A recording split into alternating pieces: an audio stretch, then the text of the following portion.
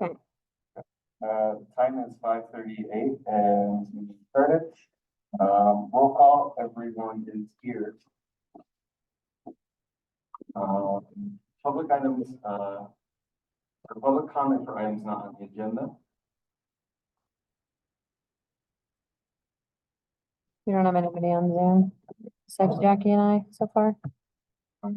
So go ahead and move into discussion items, starting with the SOLA update, for the housing at, 10,200 project. Michael? I think there's a couple, I don't touch you. Michael Dillon,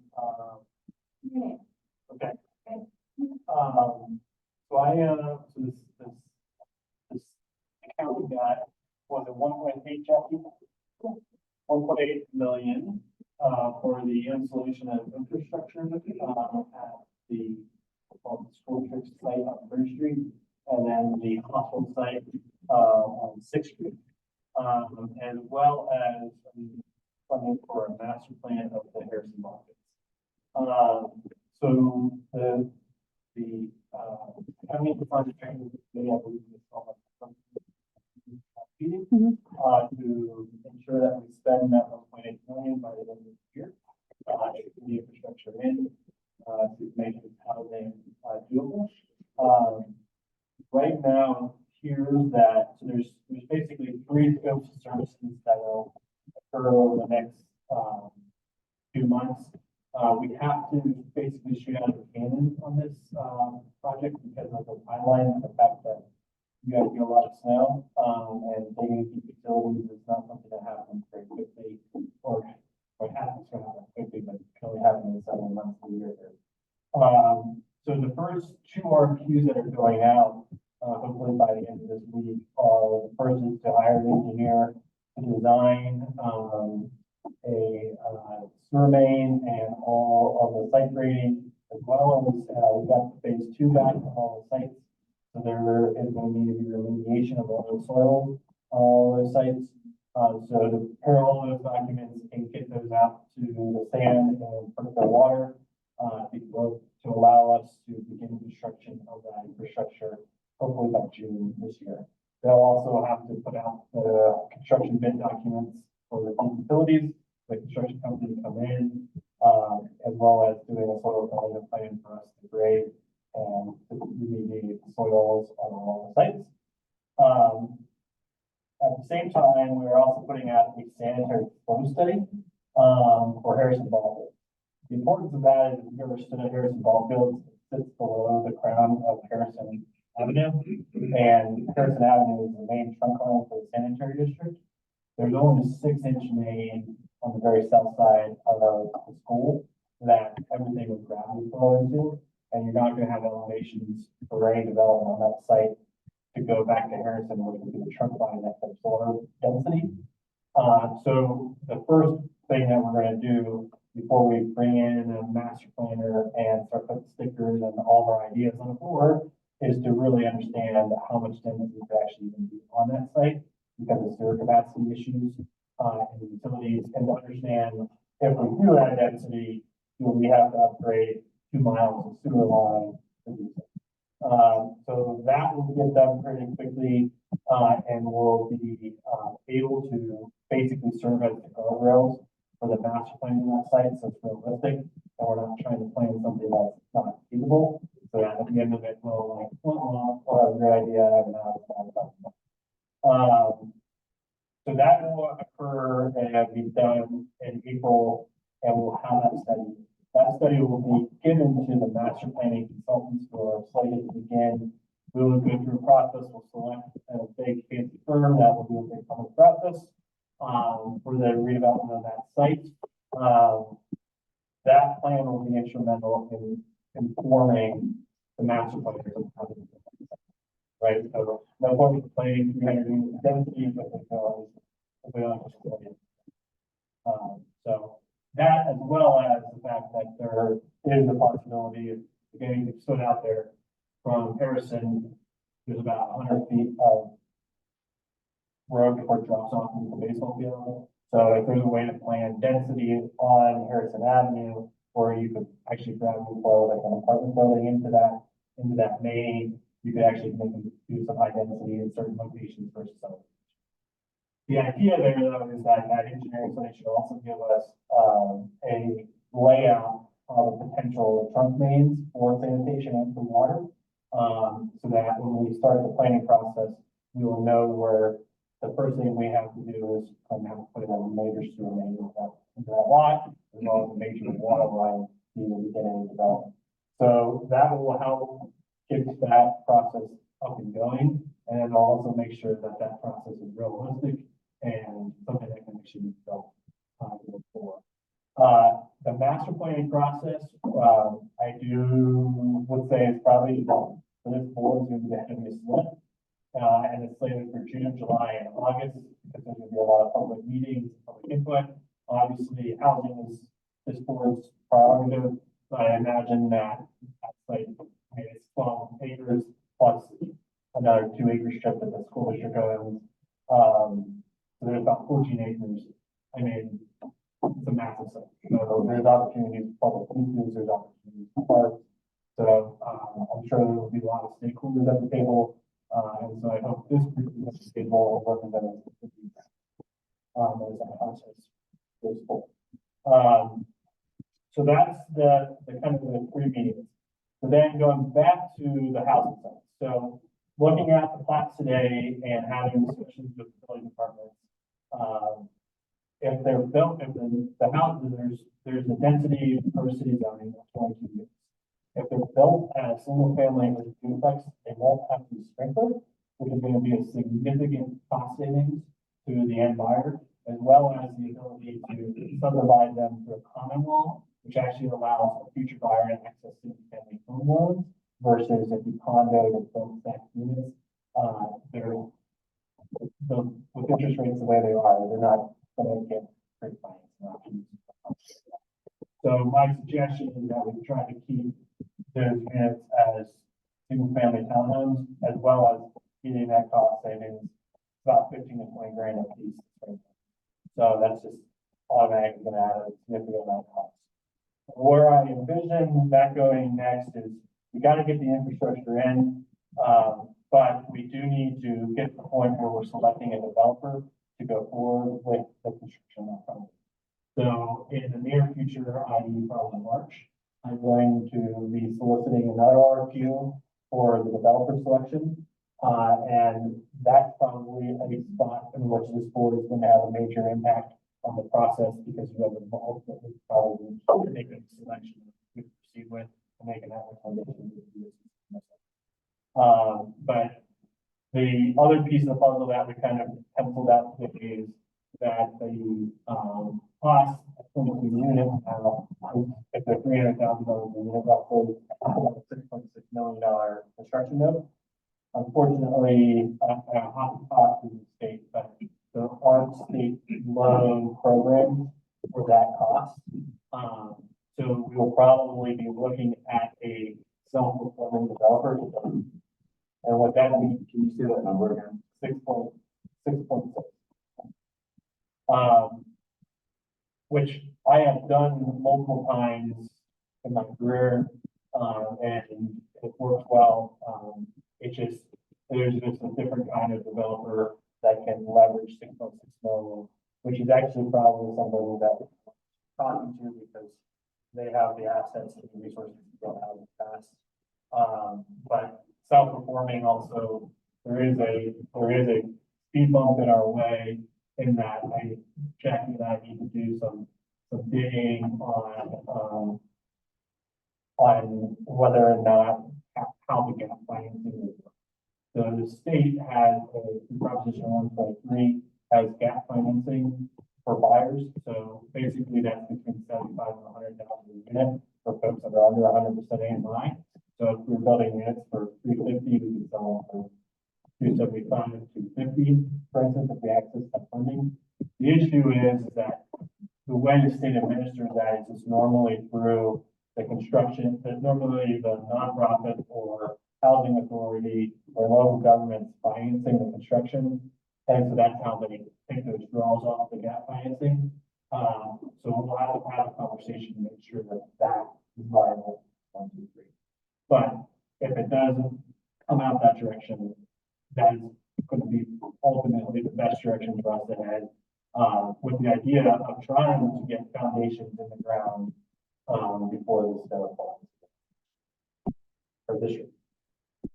There's another option. So it's trying to get foundations down.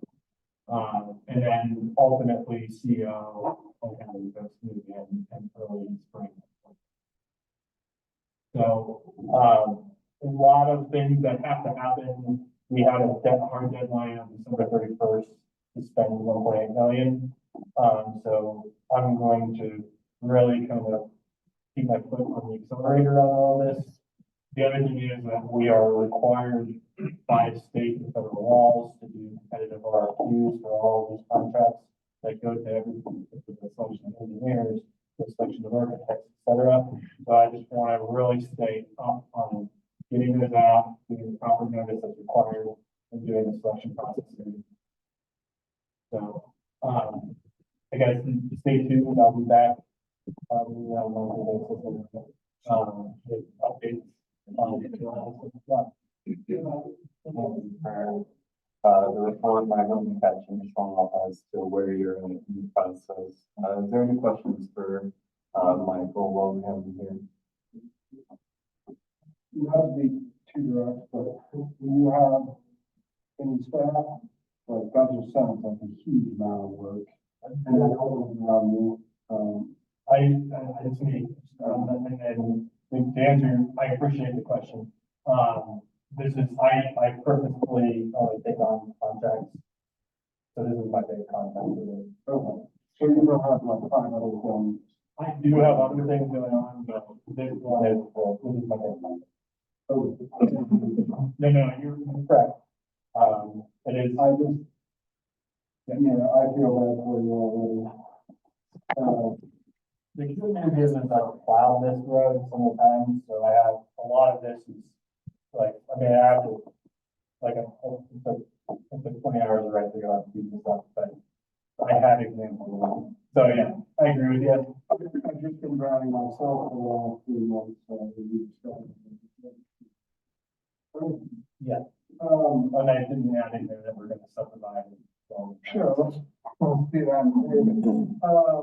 And this is all modular stuff, like, I wouldn't go into the RFQ with any preconceived, ideas, because I will tell you that my experience is, I've seen though, I got the spring issue 1, and they had modular music. So, the ship and all of the construction industry is kind of taken off. yeah, okay. And I just think spring 2025 is just the modular, the foundations are in November, like that's pretty quick turn for 20 units, 23 units, okay, yeah. I mean, maybe a big commercial builder can pull that off, but that's a lot of units to turn in 6 months or 4 months. I'm probably being a little optimistic on the foundations, but I like to be optimistic. Yeah, I mean, there's some, depending on how they go, there's some options that you could do foundations. And, what is related to that, like, I'm sorry, this is right in some of the contract language, but with a project this size, do you hire like an economics rep or like someone in addition, or you sort of that? I will on the RFQ selection process, I will work with the county.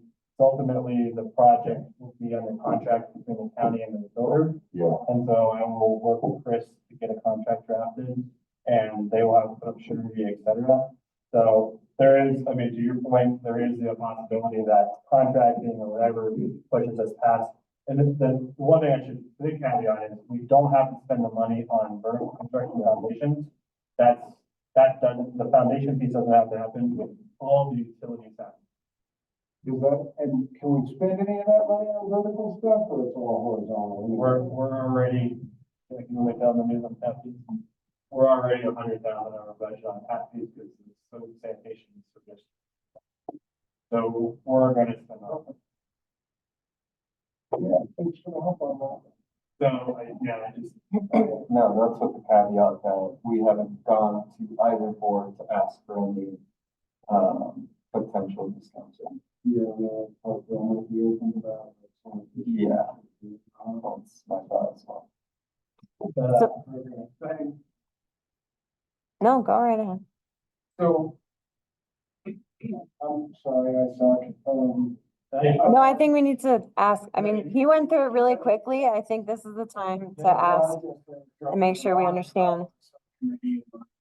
Really glad so I believe the RFP. So you're doing the contracting for us, and then you're also the just for the owner's rep? so I, Owner's rep? my contract with you guys only goes through the developer selection. Okay. So I will say that currently the grant does not contemplate me doing project construction. Okay. So it's getting the developer selected, you can contract. What I will tell you is that one, there's a conversation we had there. But two, if you have all of the utilities, subdivision, and I turn over site is ready to go vertical with tap lines, then the pillars that you're looking at 6.6 million would run up enough that we do our job right, we should have every bit of confidence in them. The other piece of the puzzle is I'm going to have surety that their head is going to be in use, and I will pay that. Yeah, sure, I know the town had not a great experience with contractor that should have been confident and is now. We can cross that bridge later if we want to spend that money. Yep, and like I said, if we don't get to foundation this year, that's not the end of the road. What I want to get to though, with this group, is the selection of something. And if they decide to start in the spring, so be it. Because the other big piece of the puzzle is then doing lotteries, everything else, but I would love to go into the end of this year knowing that we can advertise, get applicants and anything else. So you have any questions? I just wanted to maybe revisit the two timelines between Harrison Avenue planning and then the construction. And the Harrison Avenue planning, maybe you said already, sorry, are we doing the outreach simultaneously with all the entitlement work and the infrastructure pieces? Are we gonna do one? And it's not like you go over there, I'm not a master planner. Yeah, no, I understand. That's not an additional task, yeah. Yeah, so my job is to, for one, I'm a consultant management firm, right? I'm in office space right now. Did you understand engineers, they all talk well and people. So back to your question on Harrison Ballville. The first step will be to do the overall site concept plan. We do have money in the budget to actually get plats through the PUD process. So my end goal is that basically before the end of the year, to have platted and gone through the PUD process on that site. So, and that site to me, just as an outsider, represents 10 years of housing development. Yeah, Based on the size. So my goal being is that we are able to plat the main streets and the main trunk lines that need to go into the site. And so if you ask for dual out for $2 million for infrastructure, you're putting in the main drag, the main sewer trunk, and the main water loop. And then you have developable parcels on both sides. And as you phase out the development, put in the side streets. And that, the only deadline that we have, I would think to move forward for the love, but the only deadline we really have is 1/28. I think that the process, even phased into 10 different phases is going to bare knuckle fight to figure out how that's. when, seems like we could also have, speaking of that 10-year phasing, right? But the planning's gonna be, it sounds like for the whole parcel is that, I mean, we have, like you said, it's a huge space. There's various things we could utilize that for in incentivizing business relocation, in homelessness, housing, like, will we have, I mean, the county will have conversations, city and us here at the RHA to kind of inform that in advance, maybe of a community So I'm coming here- engagement for coming here weekend. for work session next week. Okay, And, that's kind of what Tim and I had discussed today, is that the commissioners, what I want the commissioners to do is set the guardrails. yeah, And one of the first big discussions that Tim wants to have as well as what I do is actually a work session with the school district. And figure out where all of the conversations are gonna go.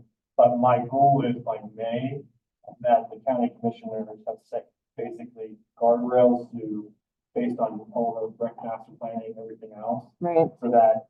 Because if you don't have controls on that process, it's a huge site. So it's really, what is the site vision for it? And then having that public process inform all of it. You have a rec master plan, you have all these other documents that go into informing that decision. So the goal is that master plan firm comes to the first public outreach and says, here's the guardrails, here's all the uses that can be on this site that are determined feasible. And let's talk about which ones are the priorities. So my goal on the master planning is to dig into some of these a little bit. I don't want the master planners to be digging into the BOCC school board discussion that's going to occur. I know that at one point there was a discussion of the NBA. elementary, right next door. No, but the Oh, moving in or repurposing that, yep, yep, So I think those bigger community discussions, part of the master plan discussion, like, we don't want the school board to be coming in June to have that discussion with commissioners. Right. That's not the appropriate forum for that, so we're gonna try to, my goal is to hand off that stuff to the master planners, already free kind of. perfect, great. And I think just so, it's based on the land of the school district currently for the intermediate schools there. But then what does the school district do with where the current intermediate school is? If they dispose of that site, they no longer own a piece of land big enough for in Lake County in the future build another school. So they, in any transaction to get rid of, dispose of their current, they would want to acquire some other large parcel.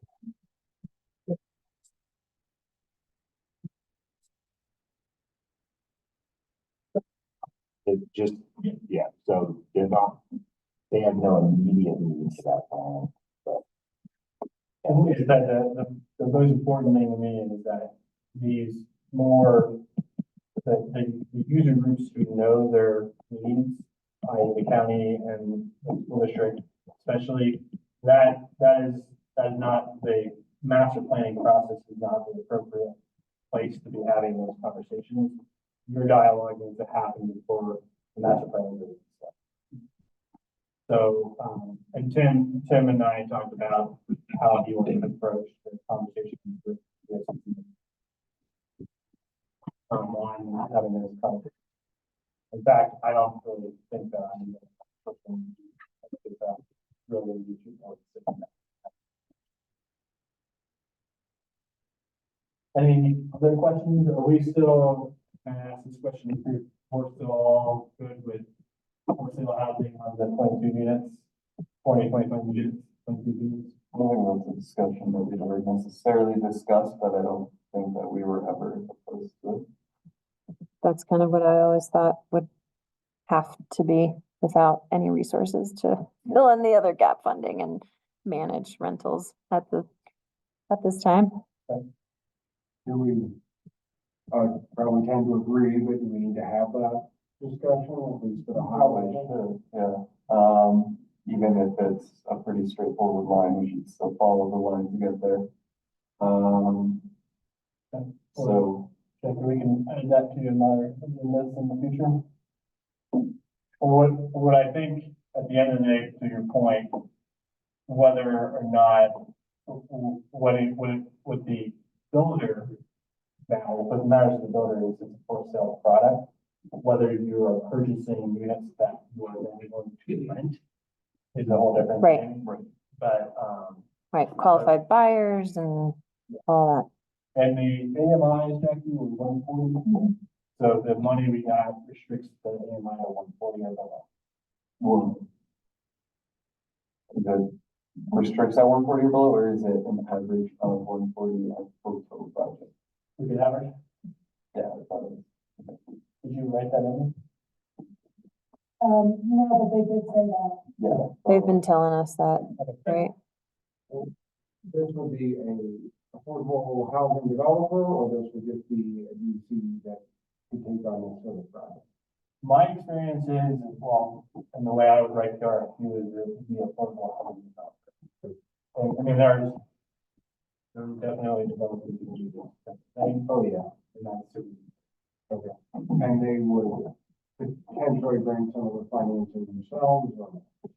Right now, at this price point, if we go all units at once, which I would stick to, for multiple reasons, like, but at 6.6, they would have. The chapel loan program, and I could be mistaken on this, but the chapel loan program that I've worked with has a limit of 3 months. And so that would only get you half. The other reason why I would put the strong Sheffield bill on 22 is that there is an economy of scale that after, we're not even there, 30 is really not that number, but the closer we can get to 30, the more cost savings we're going to be and pouring under 20s is. Well, I'm not sure. Always in favor of let's get some more units on the ground. Any other questions? I would just state that we also have to strategize. I mean, the conversation with the school district will happen with the county on the planning, but we got to think about a plan to reach out and promote for the possibility of qualified buyers, of getting qualified, sorry,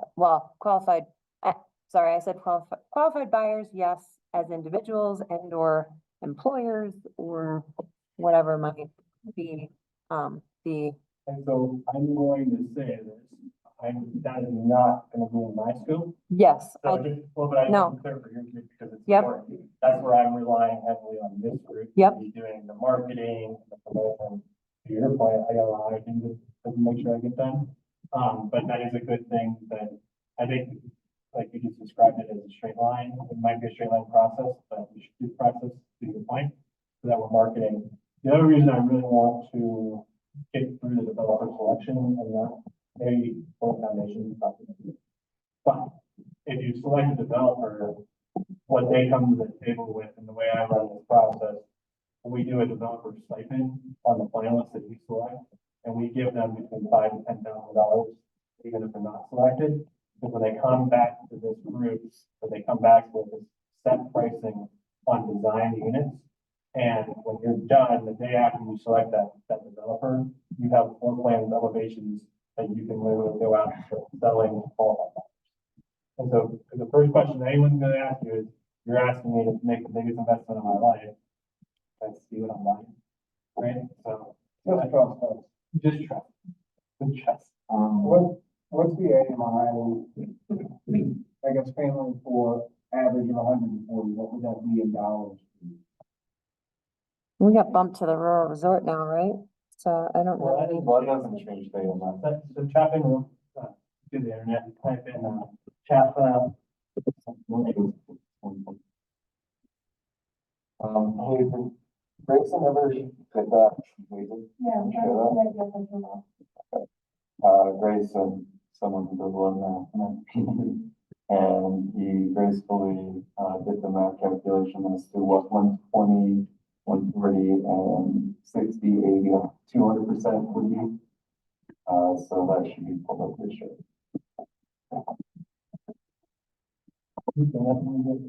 Yeah, you- Yeah, that's always something. Go ahead and show them. You'll have that. yeah. All right, could you pull up the? Yeah, Thank well, you. I don't know what to do, I don't know. Will you make it big and boom?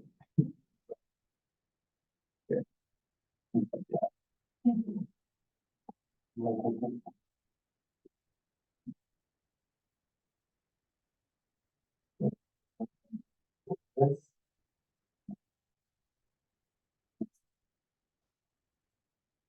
One person, 121,800.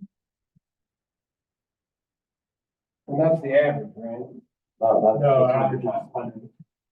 Well, the So we average go of what, We the go average up of to what we can build 140. for and sell is the 140. That's what I'm asking. Perfect. And that's, yeah, on average. So we could have 200 units, 200% AMI units, which would put us at 174,000 for family of four, or we could have 100% or lower. Get there, but which would put us at 87. Can you scroll down, Kevin? I think this is the Right. price point. So here's your housing price points. And what are they doing this? What's the 8%? Ouch. Well, whoever did this should adjust this to 6.5. That's gonna really change these numbers. Too bad. I mean, your target price points here are between 250 and 320. So what we're gonna do. Yeah, and. Yeah, so I got my work cut out, for me, right? It's been a while since I've seen something listed for that. Huh? It's been a while since I've seen something listed for that. Oh, well, that's how you're going for one. Yep.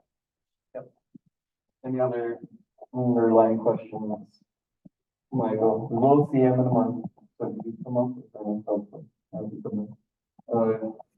Come up with any problems. I would just encourage everybody to reach out to Jackie and, Jackie, work with us to figure out that agenda item for our next meeting and reach out to Jackie to understand like what the programs are in the process might be so that we can have that productive conversation next time around. And something we can also discuss is and biting the bullet and setting up workshops and starting to get into that time. I mean, it's gonna happen eventually. We're gonna have to meet more than just once a month. At some point, so this would be a good opportunity to, maybe do an informational guide at a workshop for an hour and then go into a meeting knowing what we're gonna do without taking up too much time, at a meeting and where we do make this decision, since we only have those once a month. Oh, we're- I would encourage this group to think about, on the 22 units, when you do these types of projects, pre-sales are everything. And, if you do feel like there would be X number of units that would potentially go to like the school district. Maybe the school district wants to buy a duplex or, the county wants to buy a duplex for their employees, et cetera. Start thinking about it in that vein, because what that does for this project is it actually, believe it or not, is going to really assist your buyers. Because those businesses are gonna put 50% down escrow on the purchase. And what that does is allows us to do really low escrows on construction versus like 10% escrow with our buyers or whatever. So even having 6 units, like 3 of these duplexes go to like a county, a school district, a city purchase, for instance. I'm just throwing out there, not saying that's right, anything, but that would represent, pre-sales that the bank who is doing the underwriting on this project is going to really allow that process. The developer will get a much better interest rate, and B, will really assist the buyers, in the long run, because it expedites that whole risk factor analysis. And you see those, groups you just mentioned, they're putting 50% down on a unit, like that's The county or the city. okay, and that's the thing that they've done, you've seen how, I just built 83 houses in 16 months in Eastern Plains across 220 miles. And my biggest buyers were, the reason we were able to do it, is I had my bigger buyers, like the municipalities, they financed and they were able to, it made it so that high-end buyers were able to get an interest rate like 4.5. well, and I mean, I think these are actually really attractive numbers for you to build for that, but 10% now is gonna knock a lot of people out of that. number. No, when I say that, I'm talking about. Just the, like, employer buyer. School district buyers. Right, I'm saying, oh. No, no, no. I thought you said 50, and I thought, wow. No. Your qualified buyers are gonna, you'll have to figure out 3 to 5%.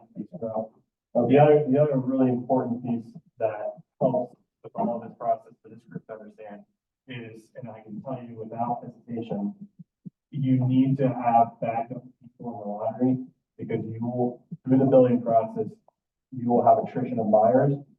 If you have someone that steps in, that buyer won't lose their escrow. If we don't have backup buyers, the buyer will lose escrow. So we want to market and get those potential buyers. And let me play in the field a little bit worse, for us, and be realistic. KB Housing Trust has been doing this work for 3 years. They don't have multiple units pre-bought. We have our work cut out. It's just gonna be an easy going, I mean, I paid for work from KB Housing Trust. It is gonna be difficult. It is gonna take a lot of effort and money that we don't have. And it's gonna take a lot of collaboration. We're gonna be spending a lot of time literally marketing. That's just the reality of the situation. Because this is such a new concept to our community isn't there yet. Somewhere like, Jefferson, Jeffco, they have hundreds of people on waiting lists, but because they put a lot of effort early on, in doing the work, in establishing those organizations that do the work, collaborating with them. So this is something that we can't just do ourselves. We're gonna have to rely heavily on like the housing coach, we have to rely heavily on KB Housing Trust even. So just kind of want to paint the picture for what type of work we're gonna be going into, because it is not easy to get people pre-qualified to purchase a home, and it requires a lot of guidance, as I'm sure Jed knows. So just to reiterate, that brings a really important point. Do foundations this year. But I can tell you this, there's no chance of us breaking ground on the project until all the. So I would scale down the project or I would build. There's no bank out there that are expecting it. Those 2 words don't go. When do you remind me of the timeline? Because I think we can think at a high level of how we want to do this, what we want to look like, but I don't think we're ready to put this out to the community until we've got, DD level drawings. So when are you thinking we would have this? So I would suggest my goal is to develop the developer selection RFQ in April and May and have that developer selection process in May, June timeline. The one kind of T-Rex moment I had was when I read the phase 2 report. And I guess you guys have lead, that's why you guys need lead belts. Think you guys are used to that? I am not. I kind of had a military like animal. So like at the end of the day, just short meeting, calm down, Michael, take a deep breath, it's doable. So that piece of the puzzle is kind of, the reason I say that might be delayed is I want to have the soil management plan in place and executed with under the NOAA grant before we go into the RFP selection. Because I think if we don't have a good grasp on how that plan is going to work with the builder, we could also scare off a bank. That's not potentially wrong. Yeah, so probably mid to late summer would be sort of the best case when this could go out to the community and start giving some attention. I think you guys can start marketing a little bit sooner than that, but, not to the extent that your marketing, I can just tell you all the time.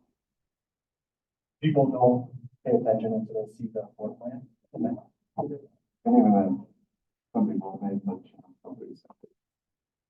Some people don't have issues with it. Oh, I didn't know Well, but to that point though, like, marketing, I really believe, like, we can't just say marketing and think that we're gonna post things in the paper and do that kind of thing. Like, we have to use our individual networks to promote this to managers. We have to understand what that process looks like and the right resources and people to point people to, through Jackie or in addition to Jackie. And we're gonna have to do some hand holding, you know, I mean, in my head, each of us bring 5 people, hopefully, and well, normally I require the builder to do an open house. The other piece of puzzle too is if you're really worried about buyers, then the other thing this conversation about, what I would also encourage you to start thinking about are like, all businesses would like to be Yeah. interested in buying. Because I will tell you that the way that the restriction is written, they have to be long-term rentals. And so even if the business doesn't have an employee they put in there, they have to rent it, so they can want to fill. And the deed restriction, still, there is a deed restriction or rental restriction that would apply to the first next minute. Yes. Yeah. Yeah, they qualify. Okay, thank you for all the great information. I still really think we should discuss, if we have time at the end of this agenda, have another information, workshop, on what this process is gonna look like for selling units, so we can really sit down and understand what we're grappling with. Since for this project, that's, gonna be a lot of the board does. Any final questions before we move on? just, you mean for this board to have a For this workshop, board, not to host a workshop for the public? This board, so we as a board Yeah. understand what we're doing. Yep, My phone, the current project is you just have to, can you connect me with the people that have been doing all the behind the scenes things, so I can start seeing them from what we do.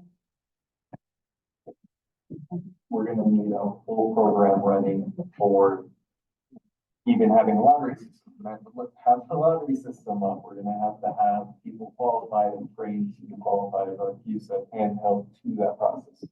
All of those are usually paid positions that we get. You get the presentation, I can look forward to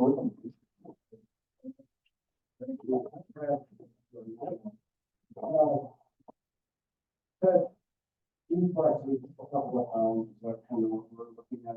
My strong suggestion is to build duplexes. Again, the reason that I'm going to suggest duplexes, look under the building code today, we're going to have to be sprinkler. There's a 20% savings on foundation and third wall. If we go beyond duplexes and we start stacking units, doing that type of thing, then Yeah, well, I was thinking denser, I guess I haven't put together a pair of home budget one. You moved it 20%, but I'm not sure about, but I understand your point more than, what I was gonna say is maybe about 3 or 4. Then you get some middle unit, would be really like some middle unit, but if we got a 2-hour wall between there, it would be out of easy to recognize the single family attached, if we build 6-plex and get some more economies of scale to the street about what we're doing in that application. Now is not the time to have that discussion. it will be very quickly because I have to get urban and then subdivision plat. We have for at least one of the parcels as much. So, and that's, part of what I'm doing. So we'll need to digest that pretty quickly. Again, my personal experience with doing this, I feel like triplexes that when we talk about home ownership, the triplex is pretty, and you're right, the middle unit, you can mark the lower AMI. The one thing the hospital site could potentially do triplex design But the other site, because of that topography on that site, with Fourth Street sitting way out there, that middle unit, you're not gonna be able to park on both sides. Yeah, I mean, we had one, I don't remember what the slope was, but we kind of stacked the foundations like the last 2 feet. We could, you know, we could talk about that later, but I think we built a fiveplex under the IRC with different top of wall heights or top of foundation heights going down there. And then we had 3 interior units that also went from that. No, the red lights is definitely busted. So it's it's parking it, that's in the Third Street or after. Don't have an alley there. Well, drive. Should I put it on the floor? Thank you, Michael, again, presenting. Okay. Okay, moving on, to our next item, additional board training presentation, He is online. Do you want to pull him up and pull the Zoom up?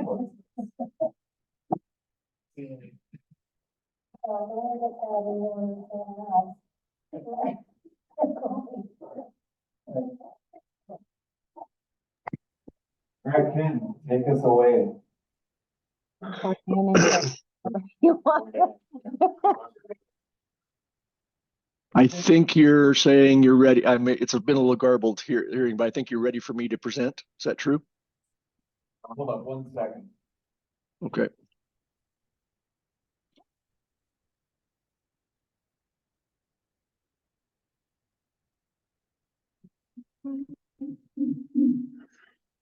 Okay, go ahead. Okay.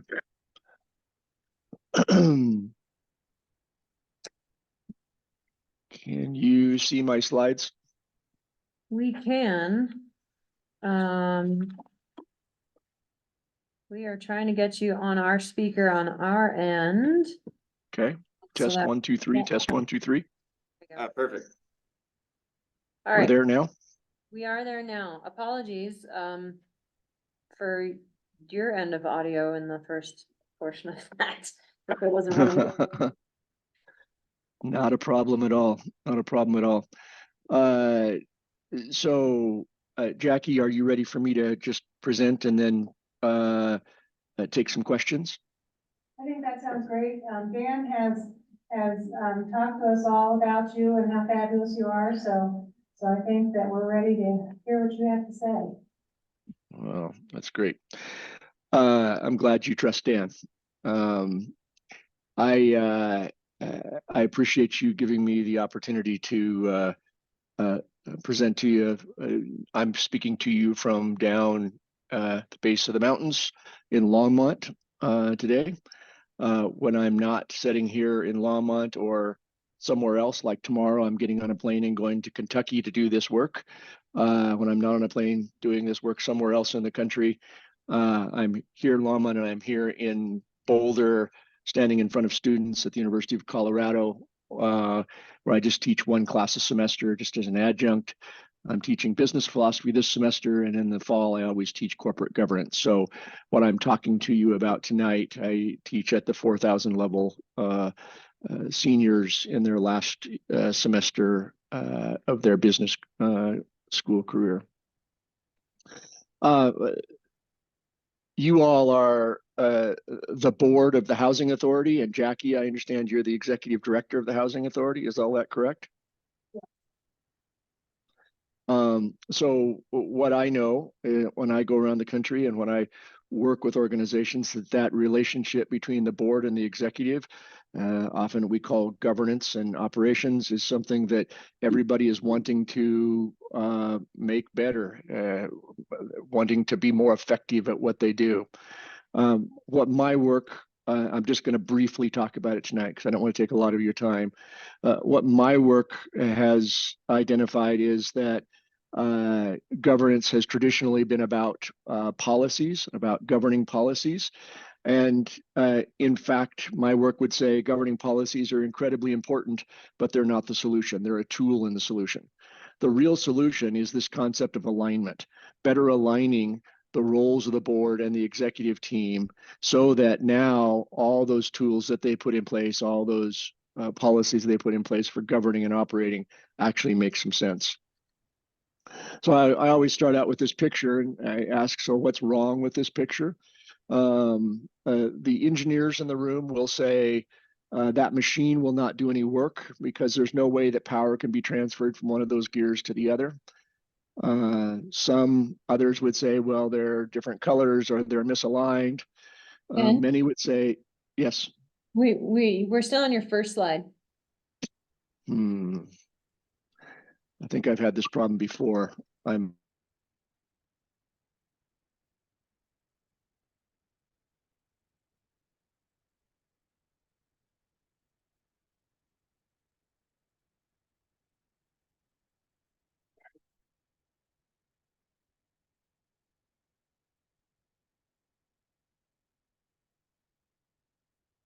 Oh.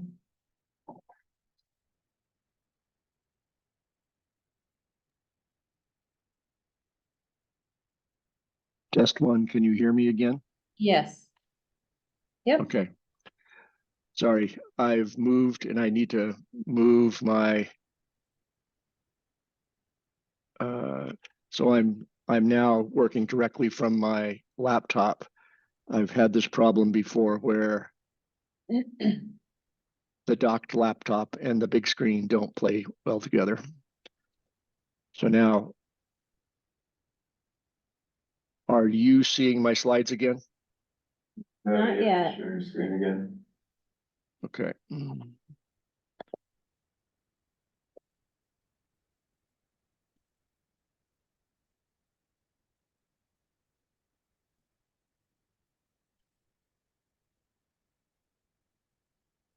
More time.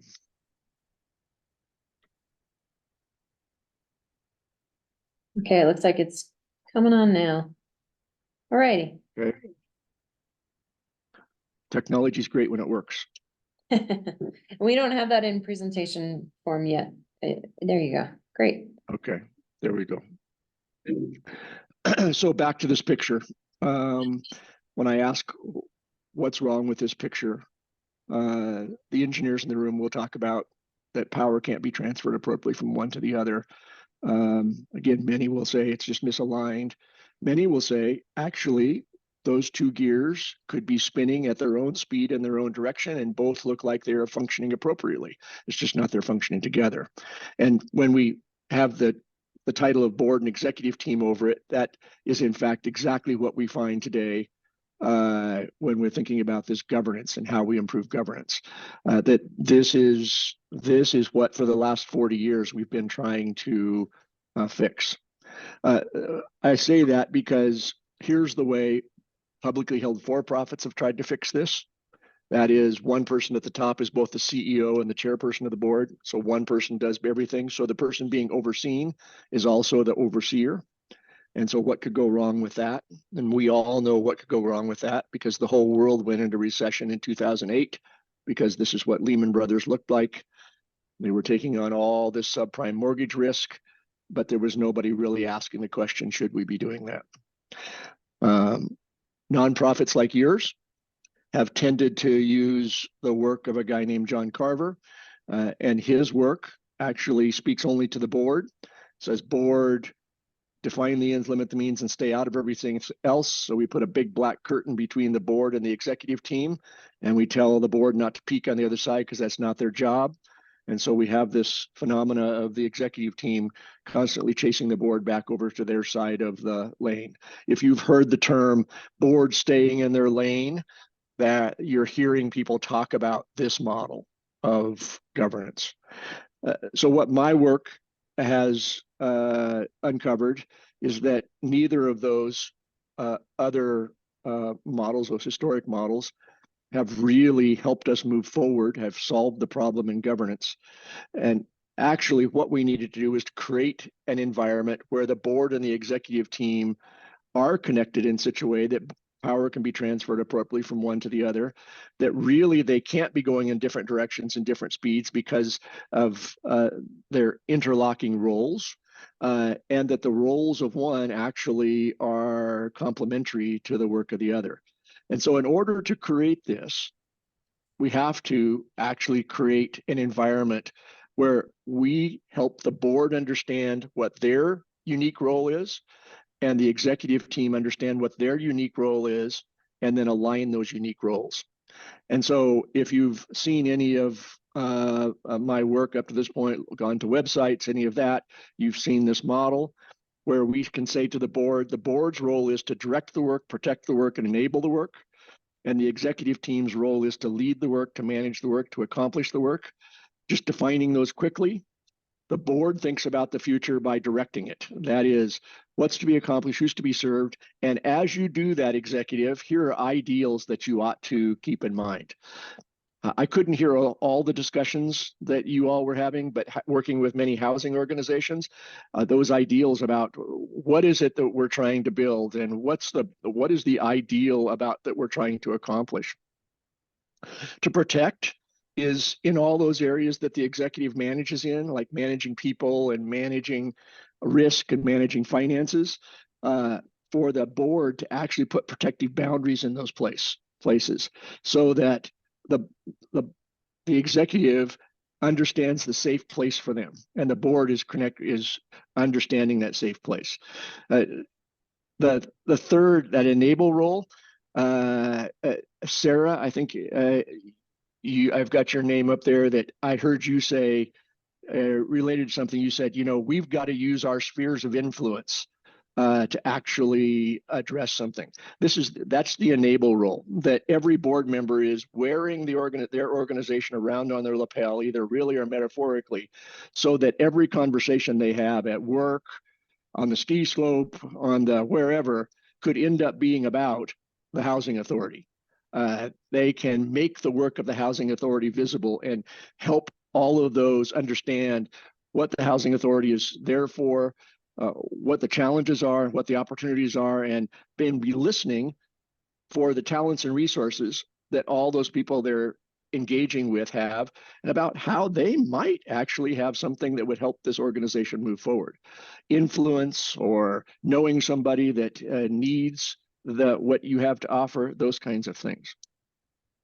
The executive thinks about the future by leading. These are where the 3 to 5 plans and the budgets that support those are created. What is it that we need to do this work? What facilities do we need? What money do we need? What people do we need to do this work? To manage is in all those areas that the board is protecting in, the executive is managing in. So they're creating operational policies and procedures that guide the work of all the staff and all the volunteers, anybody that does work for this organization. And finally, to accomplish. The work of the housing authority is actually going to be accomplished by Jackie and her team. But we can see that actually these are aligned as we think about them horizontally. Both think about the future. The board thinks about the future by directing it. The executive thinks about the future by leading it. The day-to-day, the board thinks about the day-to-day by protecting it. The executive thinks about the day-to-day by managing it.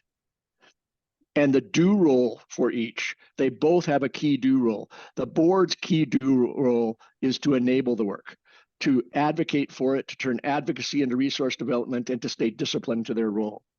And finally, the key do role for the executive is to accomplish this work in line with what the board has directed and has provided enablement for them.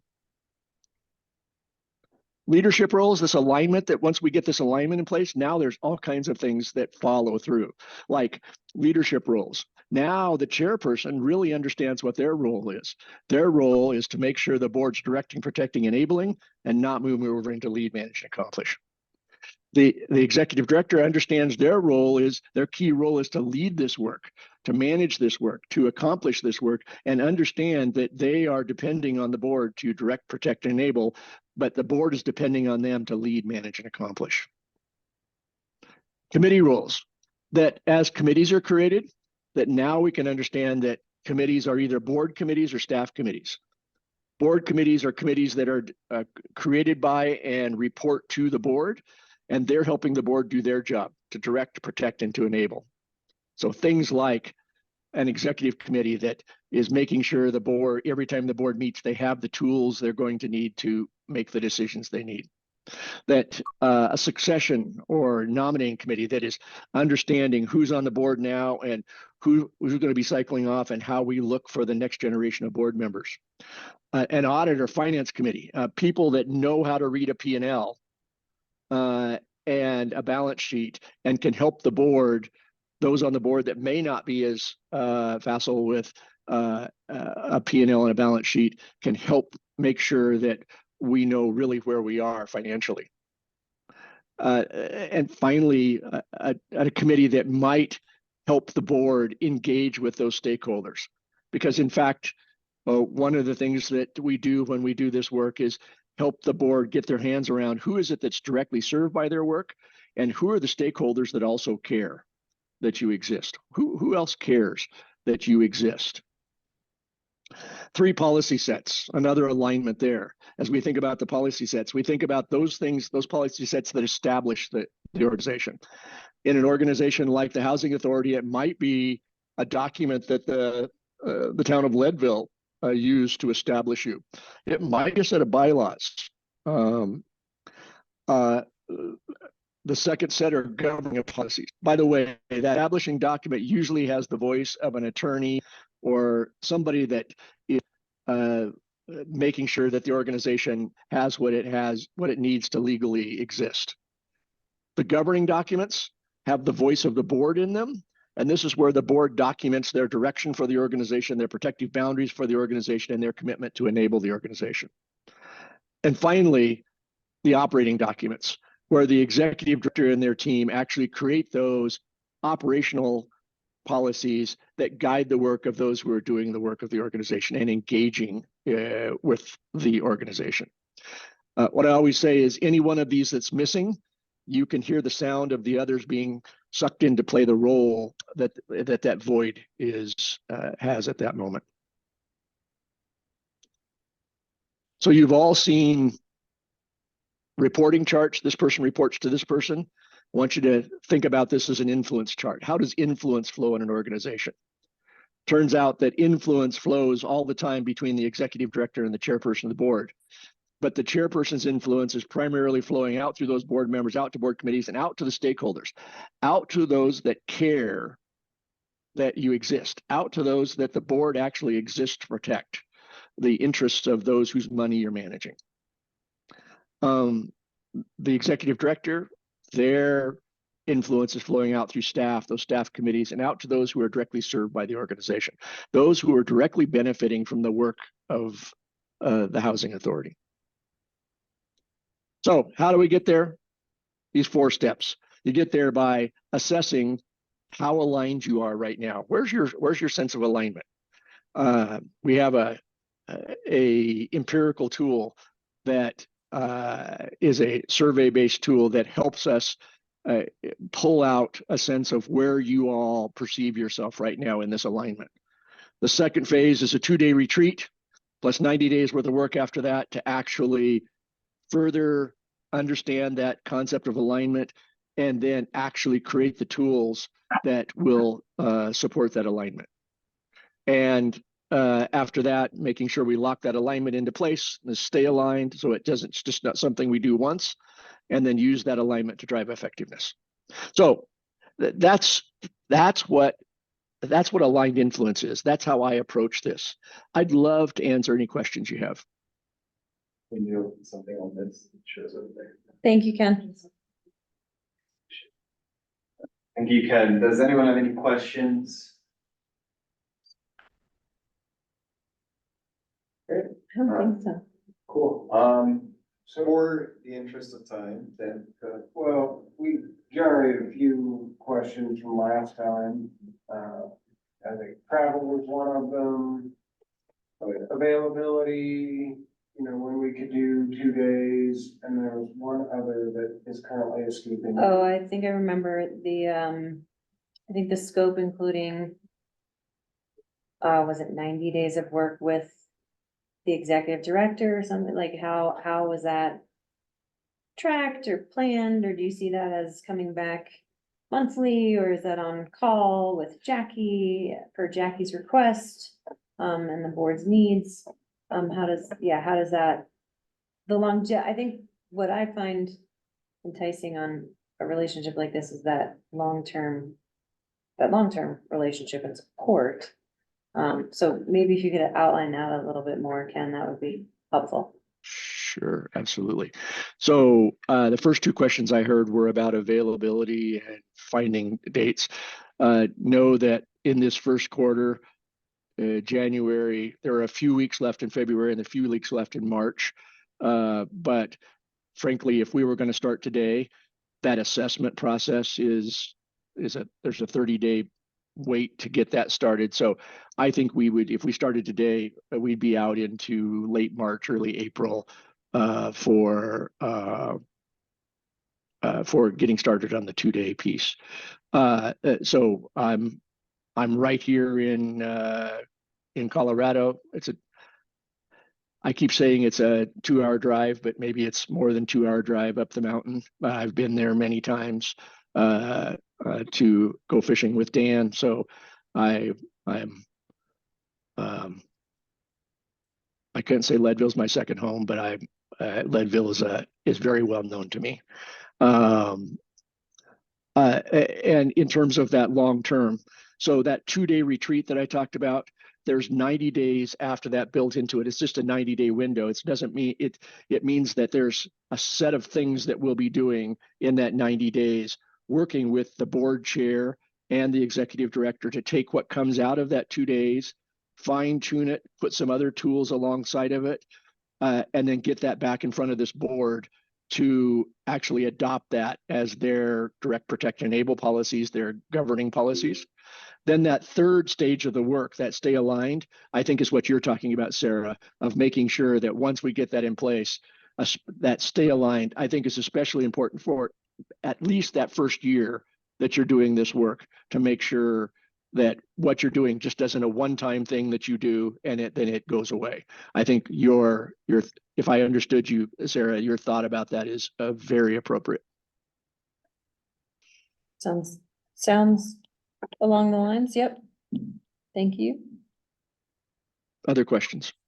I think there was something about travel costs and things like that, but you could. It's just me traveling up the mountain, and then that 2 days obviously I'd need to stay somewhere while I was there. I don't know if that's a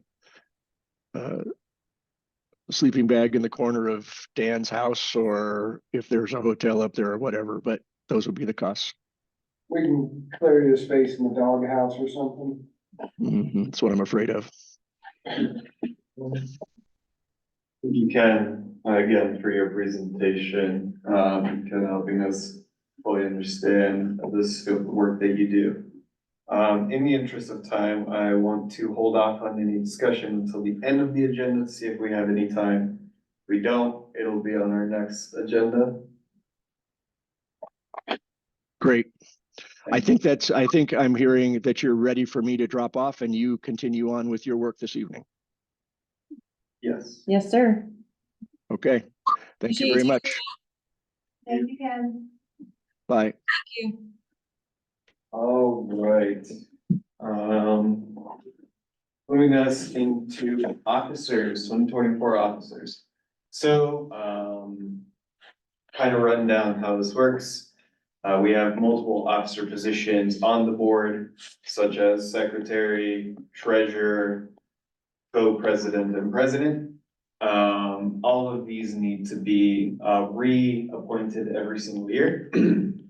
So, to kind of cover a little bit of what the scope of work for each is, starting with the secretary is going to be basically taking notes throughout the meeting.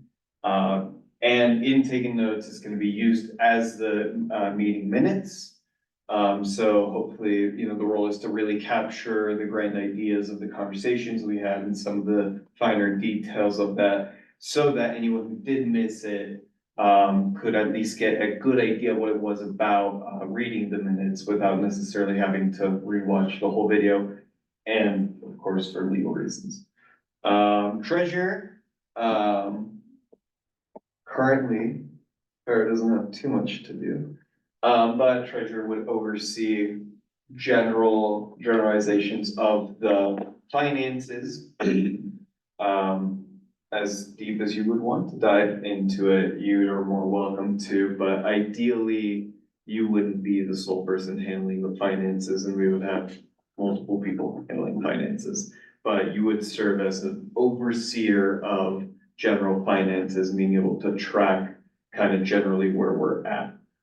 Co-president, really, I feel like depends on the president, but really just works on site with the president to make sure that everything is met and we're not dropping the ball on anything. In the off chance the president's not there, helps facilitate the meeting, runs the meeting, for the president. And generally will also try to stay informed about everything going on so that in the off chance that something happens to the president, the co-president's there. And the president is really staying on top of as much, as one could, of course, but staying on top of all our projects, constantly communicating with Jackie to see what's coming up, what's new, and then outwardly communicating to the community, as well as facilitating the meetings, and setting agendas with Jackie, for upcoming meetings. So, and meeting with stakeholders occasionally, but that's something we're all gonna have to do in the future. All of that said and done, does anyone have any questions about any of the officer positions before we move into action items, which our first one is appointing those people? How do terms come to, like, what role do they play? So the only role terms of a person on the board themselves would play a role is they wouldn't necessarily play a role because we appoint every single year. So every single year we'll go through the process of electing presidents, co-presidents, everyone else. So Because it hasn't been a year since the last time we did it. no, but we also started a off time. Okay. And it's January now. Okay. So ideally in the future, we're gonna start every single January, and that is gonna be one of the first few things on our agenda. Cool. And if I could just since the city and county election cycles kind of work about, then if in the future, if there's turnover, that might be a good time. Like some people who are serving, if we didn't do it in January as the housing authority, we might get crosswise with people Sure. vacating. Yeah. Okay. Since, yeah. Now, I don't remember exactly if the IGA outlines, does someone from the county or city have to be the president, in the IGA? I thought there was some restriction on something regarding that, but maybe that's just literally the board seats. I don't recall that.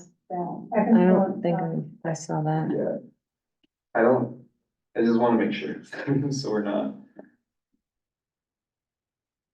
I think we ought to consider to make some of that stuff less daunting, like Habitat used to have an audit committee, so it's not the treasurer's fully in charge of the P and L, and the secretary's not in charge of trying to participate in the meeting and take notes. So Yeah. hopefully, I don't know that we would ever find a volunteer to take notes, but maybe we could rope a new staff person into doing that, something like that. So maybe there's a little more support on those two. Yeah, like you said, in an ideal world, Mateo would just be participating and reviewing the notes, not necessarily writing the notes and participating. And of course, the treasurer should not be the sole arbiter for our finances in any way, especially not when it comes to audits. Currently, the way we're operating is through the county, as we've voted on previously, we dissolved our bank account. So in terms of auditory stuff, That's all, but that doesn't stop the need for, like you said, a subcommittee to really analyze what that audit looks like. I mean, I think we're getting to over this, when we have grant money to spend, Yeah. and start spending grant money. Someone on the board needs to look at that. Yeah, I would agree. Okay,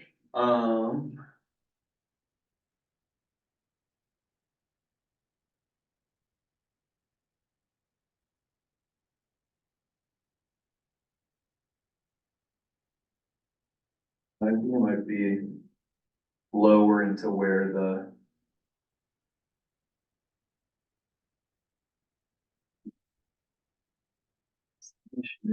Duties, there we go, duties.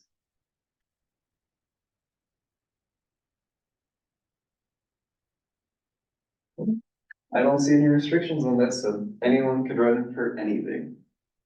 But we do need someone. Barring any other questions, we can move on to, the appointments, elections. I don't know. Alright. Cool, so the process is gonna be, we'll start, just electing officers. I'll do president last, just to make facilitation easier. Basically, once we get to that position, I'll take a nomination of a person, we can discuss it before we nominate anyone. And you can self-nominate if you want, or you can nominate someone else to do it as well.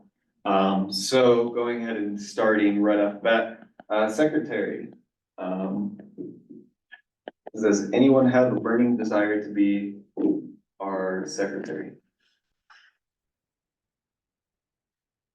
Also nominate.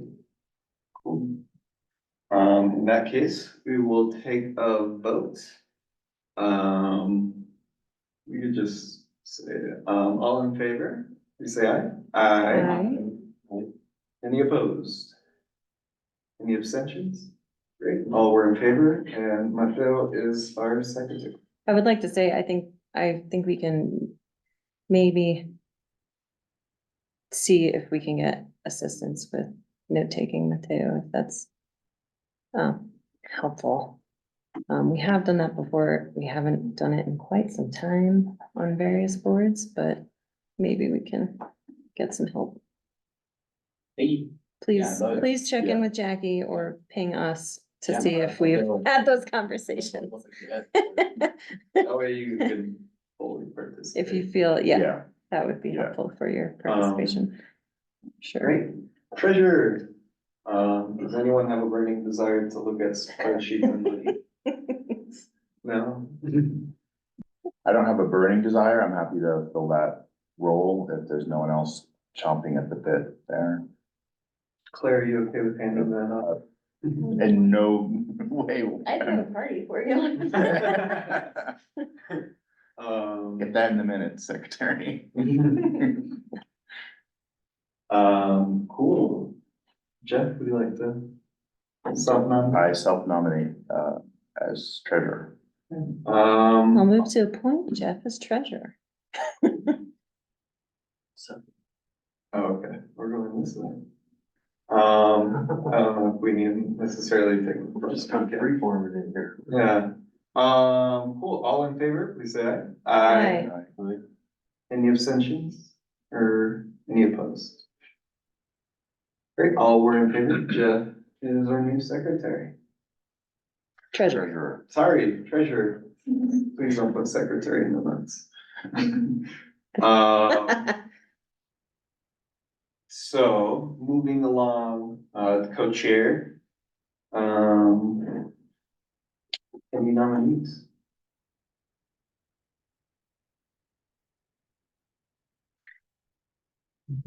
I was thinking about nominating Tim just because he wasn't making eye contact, but I was thinking serious about that. Can I, just while everyone's pondering their rise to glory here, just under the IGA, it's vice president. Oh yeah, sorry, vice president, you're right, we do presidents here. Can I make a comment? Sure. I like to be completely candid. need to like be a little bit more, discerning in things that I add to my life these days. And I am really committed to the housing authority, however, without like, and I know it's not possible, but I'm gonna say it because I want to, but without like pay or some sort of like way that I'm also supporting my family by being here too. Like, I just don't feel like I have the capacity to volunteer or to like take on responsibility that I wouldn't be able to give to the team, so. That makes sense. Thank you.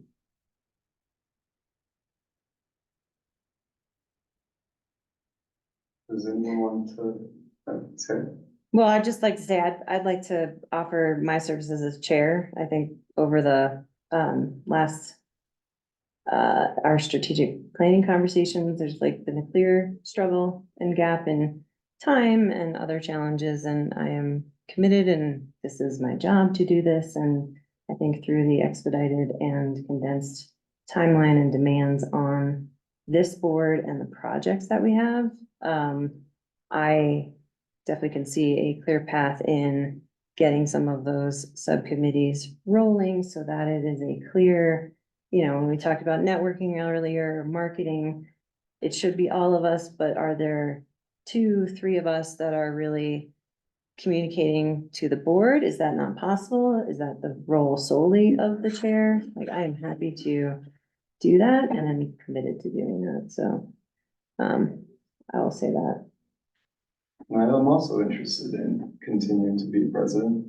I feel like I've done a good job, all things considered, with the facilitation of the thing, even not perfect, obviously, but even in my disagreements, being able to put that aside most of the time and facilitate the group through it. And I think I've done a really good job at like setting a good speed at what we go and making sure we're not skipping through hoops just to try to assure that we are getting a project done and making sure that we can do both at the same time. So I have no personal interest in being co-chair. Sorry, you said you'd no interest? No interest in Okay. being co-chair. So should we have a vote on president first? We can start with president.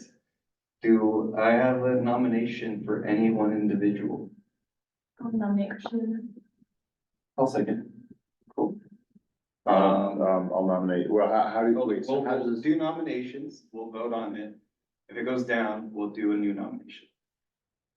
Does that make sense? Basically, if 4 people vote no, and I am not president, then we would move into new nominations for a new person. So for example, if I went down, then someone can nominate Sarah, and then we vote again. That makes sense? yes? Or we, I think you need to make a motion, not just a nomination, but so technically, Oh, I if think- you would not, if you would make a motion, then we can act on that.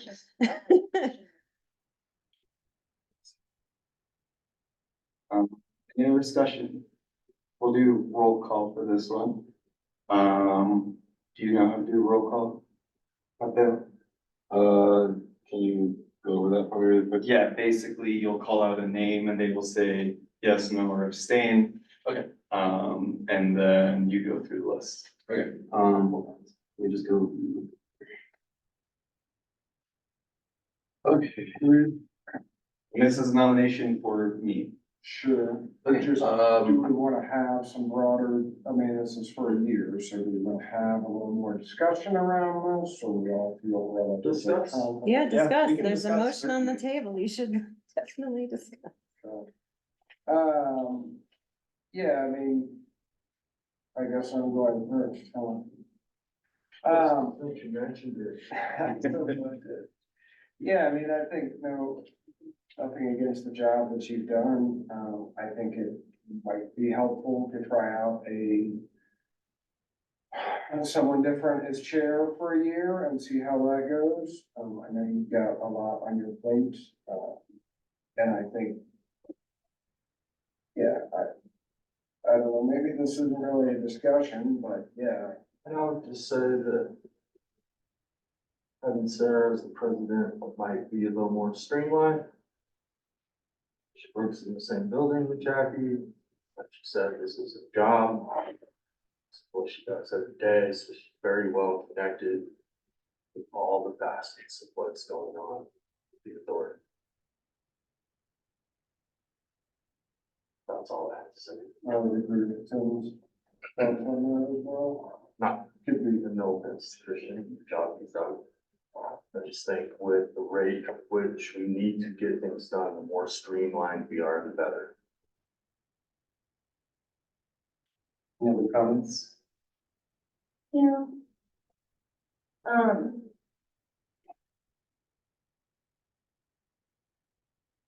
Yeah, I think like my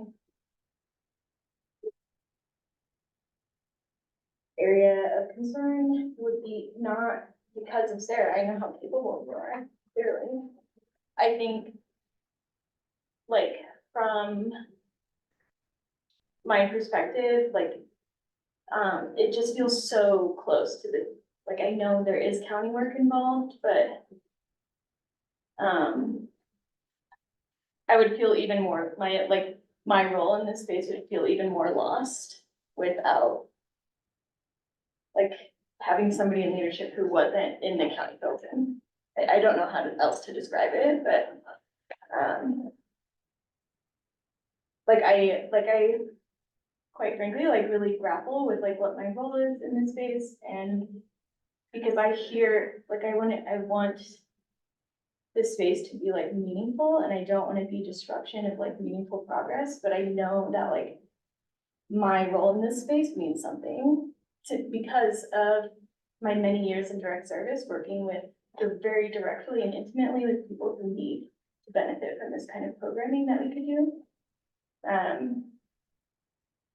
I think like, yeah, I say this because like, I think there's like undertones of like territory or like who's better at this or who isn't, and like who owns this or who doesn't.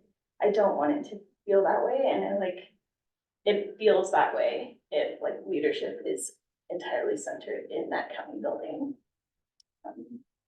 But that's why, and I think Christian has done an exceptional job, and I haven't necessarily said this out loud to anyone, but in my 2 years in Leadville, I have engaged with Christian in many different ways, and I have continued to see progressive growth. He's taken feedback from me and from other community partners really well, and I've seen him apply it even in this setting, and I think he will continue to do a really great job. He demonstrates a lot of passion for his work. Any other comments? I like the way that we're moving. I don't think I wanna shift, the progress that we're already making. I'll leave it at that.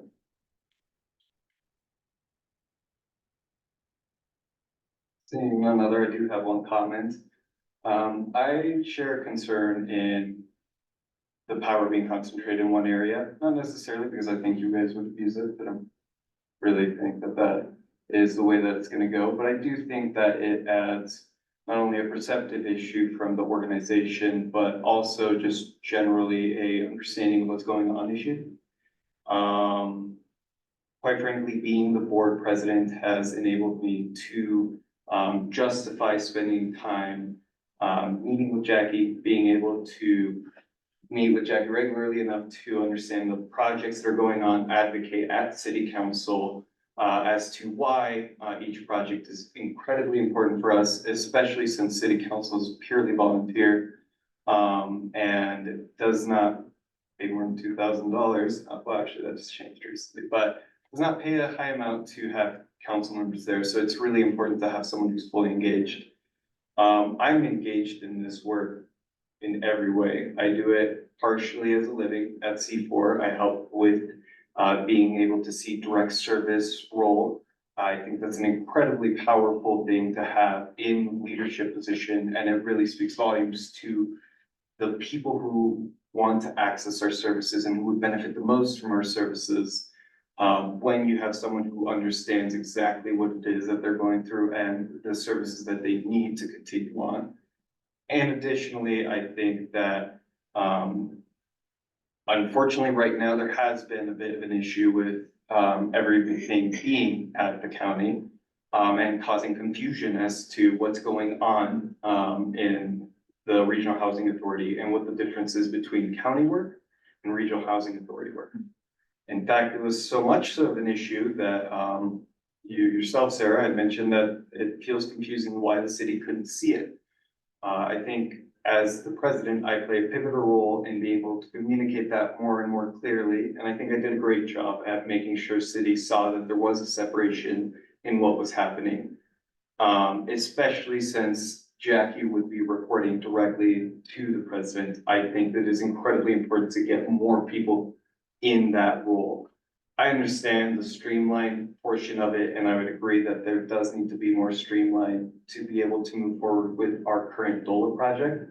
But that isn't something that's not capable without a more diverse presidency. I don't necessarily have to run everything as a president. We can certainly delegate things to different people at the county, at the at-large people, or at the city, wherever it's appropriate.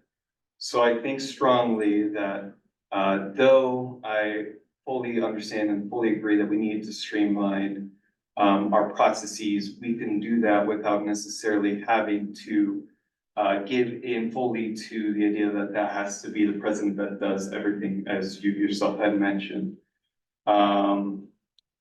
With that, I'm going to be just as committed as I was previously, if not more, to making sure that I stay on top of everything and I don't miss anything from city as well as from this group.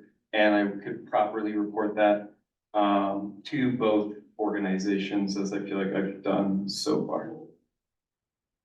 Any other final discussion before we move into voting? I guess I want to clarify that the board president, or Jackie does not report to the board president. Like Jackie reports to us as the board, and the president works closely with that. Right.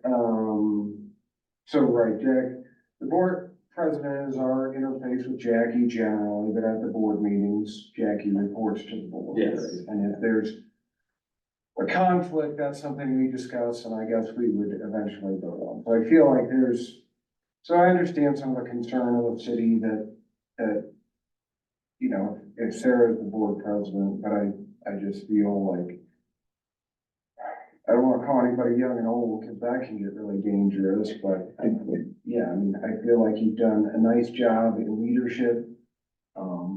But Sarah's ability to make this part of her job that's like day to day, I think is valuable to me. And I think however many years in county leadership maybe gives us a little more,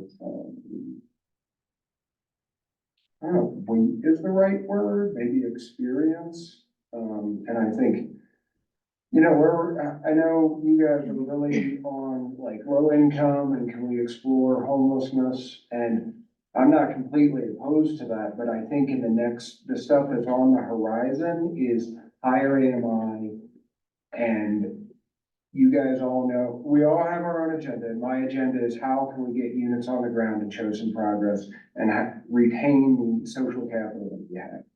And I feel like that's gonna be a thing that's just gonna take a lot of focus that maybe Sarah is better positioned.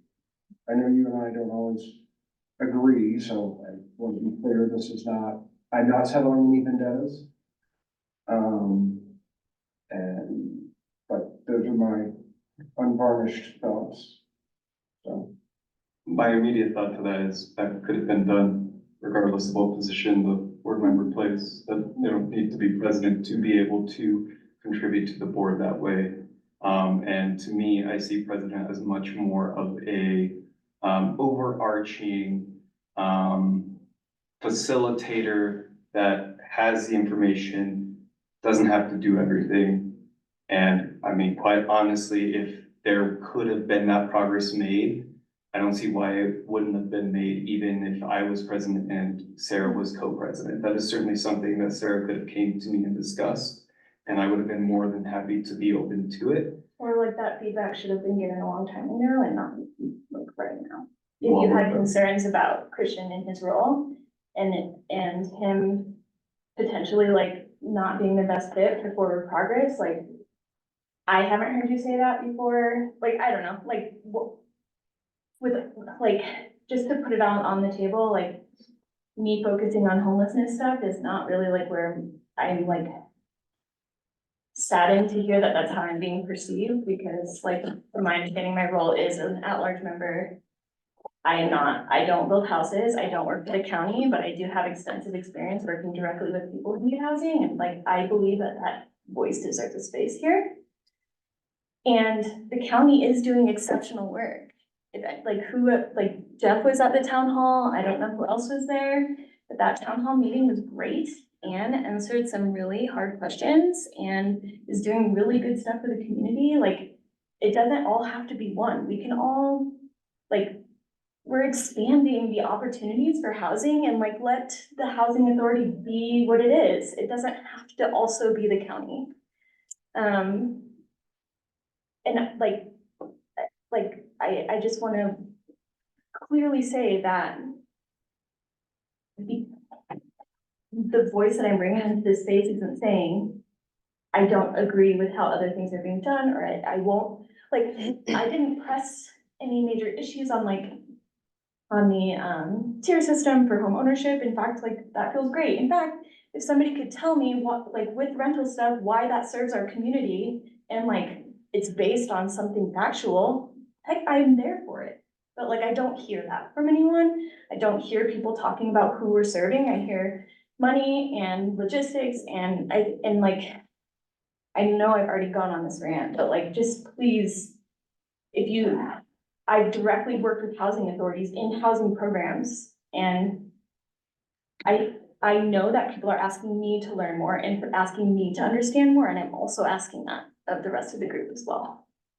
If you have not spent time working directly with the housing authority, or if you have not tromped through the woods trying to find housing for people who don't have it, like, that's all I'm asking for too, is like, how can we have like a space where we're creating opportunities when this group feels very heavily aligned with the county and like not an entity where we're doing something together. So I got a comment, I'm gonna address one point, specifically around what's coming up in the horizon, that's set in stone. My desire could never change that. It's at 148 AMI, it's how it's gonna be, it's units sold, most likely, that's how it's gonna be.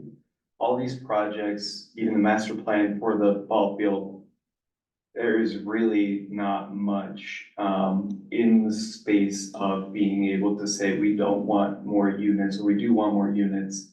Simply what I am offering is the foundation of starting at a baseline with equity in mind, acknowledging that even if, you know, we can't get to a point where we immediately go for equity, at some point we have to have it in the vision that this is our North Star. And I just don't feel like having a facilitator who doesn't agree with that philosophy, is the appropriate time to have that. I think we're at a pivotal moment. It's early on in the organization. This is a year old. This is brand new. This is as new as it gets for any organization. And setting a North Star is incredibly important to the beginning of the organization, while acknowledging that there's no way in hell we can build housing for homelessness people in the next 10 years, because that's just monetarily where we're at right now. And that's fine. And I'm willing to accept that and acknowledge that that is just the reality of it, and that we need to have a North Star, an appropriate North Star, and a full-on discussion with our community and within ourselves, so that we're not moving so fast that eventually the community is like, hey, who the hell said that? Why did we not hear anything about the rental discussion? We did have discussions about the housing, that happened, we moved on. Now the rentals we haven't, and that's where I know that there's a bit of still fundamental disagreement. Yeah, I mean, I think we can have those, I just think maybe we should have done this a while ago, where we could just have our unvarnished thoughts. I just think with the things that are in front of us right now, could we have to stay focused on what we're focused on. And I guess I don't want to pigeonhole anybody, but we went through a whole day exercise where it was pretty clear where everybody stood on the issues and what we wanted to try to address. So I'm open to, I know you guys are probably tired of hearing me say this, but I feel like it doesn't really register with anybody, right? I worked for a nonprofit for 10 years. I took a salary that was, I don't know, they paid me pretty well, but it was probably 30 or 40% below market at least. So I feel like I'm pretty well connected with understanding how this changes people's lives and why this stuff matters. But at a board level, it's about how can we get the projects done and how can we move this forward, right? So maybe there's a space after we've got some units on the ground for people that are struggling with a job and a higher AMI to revisit this. I think right now what we're up against is what is the most, and not that the board president, not that we're doing kingmaker tonight and the board president will forever rule over the Lake County Regional Housing Authority, but I think where I feel like Sarah is best positioned to take us where we need to go in the next year. And if we want to revisit that a year from now. How is Christian preventing us from getting there? And why didn't she do that a year before if that wasn't happening? I think that was happening without her needing to be president, but why? She has demonstrated leadership in this space. She has contributed a lot of voice. I think Sarah has more experience with these things and Oh, really? Based on my opinion of having done some of this. Let's not attack each other And hear the opinions. Yeah, I'm trying to give you my opinion of having worked for a place that had a board, running a company. So if we could not get our feelings hurt about this, these are my opinions. They are not, I'm not gonna try and run Christian down in the parking lot later. This is just, what do I think is in the best interest of the organization? And so that's why we're having this discussion now, right? Like we said, once a year, we would reelect officers. So we're having this discussion. One of the great things about working in construction is we just get the work done, and then when it's time to debrief, we do it then. And I feel like now's the time to talk about what we want the future of the organization to look, who we want the board president to be in the next year. I want to hear those things, but like when age and like what you understand of Christian's experience are the reasons, like that doesn't tie. I don't know Sarah's experience, admittedly, but I can assure you, in Lake County, the one group that has been doing work that you're a part of is the Housing Coalition. We're here because of the Housing Coalition. Literally no other reason that this organization is standing today. I have been participating in that organization since I was 19. I'm 24 now. To tell me that I don't have the experience in local housing more than anything else that Sarah could offer, I think is a disservice to both of us. I think Sarah could do as much of a job experience-wise for housing as I could. I don't think that's a fair argument to make, especially when we consider that I have not only been doing the work at a board level in the Housing Coalition, I have been doing the work as a member of the Housing Coalition, but I have also been doing the work literally on the ground, interacting with human beings who need this access. And I worked at Habitat for 10 years. I run a company for 5. So if we want to count up years of experience, I think Sarah would be a more effective board president. Like then when as we're like voting people on the board, then like those factors that like you're implying are like the most important in like who's leading the space should be a part of that process. And it should like the way that you're speaking to it feels fairly inequitable, right? Like Experience matters. It does, right? but there's We different talked types about of having We a all, homeowner okay. on the Habitat board. It's pretty disrespectful to not let me finish a sentence. Right? Come on. Like, I get pretty tired of it. Like, I'm tired of hearing, this person's doing that, this person's doing that, this person's doing that. There's so much potential in this space. The county is doing really great things. Wraparound's expanding and also doing really good things. DHS is, like, there's so many good things happening. It doesn't all, like, it's just so exhausting to hear this. And like, I genuinely, it's not about Sarah. It's about what this entity is intended to be. And like, it's ageist, it's sexist, it's racist, like there's like, not to throw the isms out there, but like to say you're not old enough, you don't have the experience, you can't have that voice, or your voice isn't as valuable here, is like pretty But I insensitive. didn't say any of those things. You said I said, I age, think Sarah has experience. more experience. So experience matters, right? Because a lot of the shortcomings of the DEI stuff is that experience doesn't matter. And I promise that experience matters. And unfortunately, sometimes the only way to get experience is with age. Bring me this, and, Sarah, have you worked directly with any people to get them qualified for purchasing affordable housing? Nope. Have But you I don't ran- think, I don't have think you that's. ran a house Yeah, yeah. program? Can we please stop? Can we please stop? This is not like this actually, I think, is a problem. And Yeah, I I don't agree. think that I want to be neutral. I do not in any way trying to be president, think that that's some other stronghold on part of the county to do this. In fact, I think we have to have these conversations at the beginning of this year to figure out just what the RHA is doing and not keep this going, because it is not okay. Yeah. And I it is agree. not okay for anyone to accuse anyone of not being here for the people in our community, because that is the reason we are all sitting in these seats.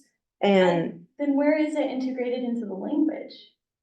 well, we need to have the conversation so that everybody is understanding where, and maybe we all understand where we're at and where we're gonna go. Hearing a goal 10 years down the road is quite a relief from having an argument tomorrow or a continuing argument today that's not productive. We all want to get where we can serve all members of our community. I don't think anyone disagrees with that. Where my disagreement lies is at the idea that somehow we can't get there going the way that we were going. And quite frankly, when you were shutting down conversations about having the discussion for renters, saying that, well, we kind of already solved this when we talked about it, when discussions were 2 meetings at the senior center with elected officials and some community feedback at a larger, where it wasn't larger, I guess, demonstration or workshop where it wasn't really the focus, but it was present. So I just don't feel like you can say both of those things and also continuously through each meeting say, yeah, we kind of already solved this one, so I don't know why we're talking about it again when we have already solved this issue. Well, I think their experience, you wouldn't accuse me of trying to skirt the issue rather than having the question of, help us understand why half of us are confused. Did we not already have this conversation? In no way interpreting that and twisting those words to, we shouldn't have this conversation. I think that's a problem. Okay. Can we? And I think you've got we've had the discussion of let's pay board members multiple times. And I think as a group, we've said that doesn't feel good to us, right? So there's an example. I'm not trying to throw this in your face, but there's an example of we had that discussion. We said we didn't feel like it was correct. We should take formal action, so it's not lingering. So we Sure. need to address these things a little more. Yeah. So all I'm saying is, I think, and you can be mad at me if you want, but I think experience matters. I don't want to be mad. I don't. And I think Sarah would be more effective. And I don't agree with Sarah on agreement. I don't even, the only person I consistently agree with myself is myself, and that's not 100%. I just think it would be a reasonable step forward to have that discussion. And I think this discussion is actually healthy because these feelings have been lingering for some time. And again, that's the delightful thing about working in construction, is we just have it out right there if we need to, and if we don't, just keep right on working. So I feel like I've said my piece. I don't know how much further we can take this and move it. I would agree. I'm gonna go ahead and just move us to a vote. Roll call please. Yeah, Jeff Huber? Sorry, you used from the, so we're, Voting on whether or not I would be board president. no. Sarah Munch? No, Claire Wilson? Yes. Tim Hill? No. And Dan Northcroft? No. and Christian. And you? And Christian? Yes. I vote yes. 4-3, no. Do I have a nominee? Move to nominate Sarah Munch. I'll second. Any discussion? Roll call please. Jeff Huber? Yes. Sarah Munch? Yes, Claire Wilson? No. Tim Hill? Yes. Dan Northcroft? Yes. Christian Luna? No. And I vote no. 4-3, our new president is Sarah. Take it away. oh, you can finish this meeting. That's how I usually, You're the president. really? Yeah, we did this with the mayor. It's horrible. All right. Well, I think that, let's see, You, coaching. we have approval of the December 20th meeting. Vice president. Vice Oh. president, yeah. Okay. Do I have interest in a vice president?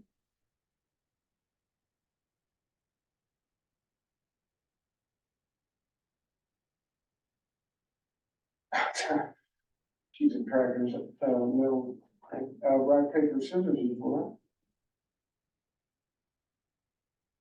I don't, I've already got 4 of these meetings, but I'm the last one. Okay. That's where we land, okay? And cause Christian, you have no interest? Tim, I'll do it. Do I have a nomination or a motion? I move that, we appoint, Tim Hill as vice president. I'll second. Any discussion? Hearing none. Do you want to do a roll call there as well? Yes, guys. Please. This is really bad, sorry. That's okay. Let me just, try and make some notes here, so. Okay, sorry, Jeff, you nominated who? Tim Hill. And I'll second. Okay. So do I move over to you then, Sarah Munch, Yeah, yes. Claire Wilson, Yes. Tim? Yes. Dan Northcroft? Yes. Ethan Luna? Yes. And I vote yes. And Jeff? Yes. Yes, yes. All right, Tim Hill is the new vice president. And that concludes the election of officers for that action item. Next, we have the approval of the December 20th meeting minutes. Was everybody able to review those? Any questions, comments, changes? My name's misspelled. Yeah, I was gonna mention, sorry about that. That was the, was it the? I put Cara and Carla.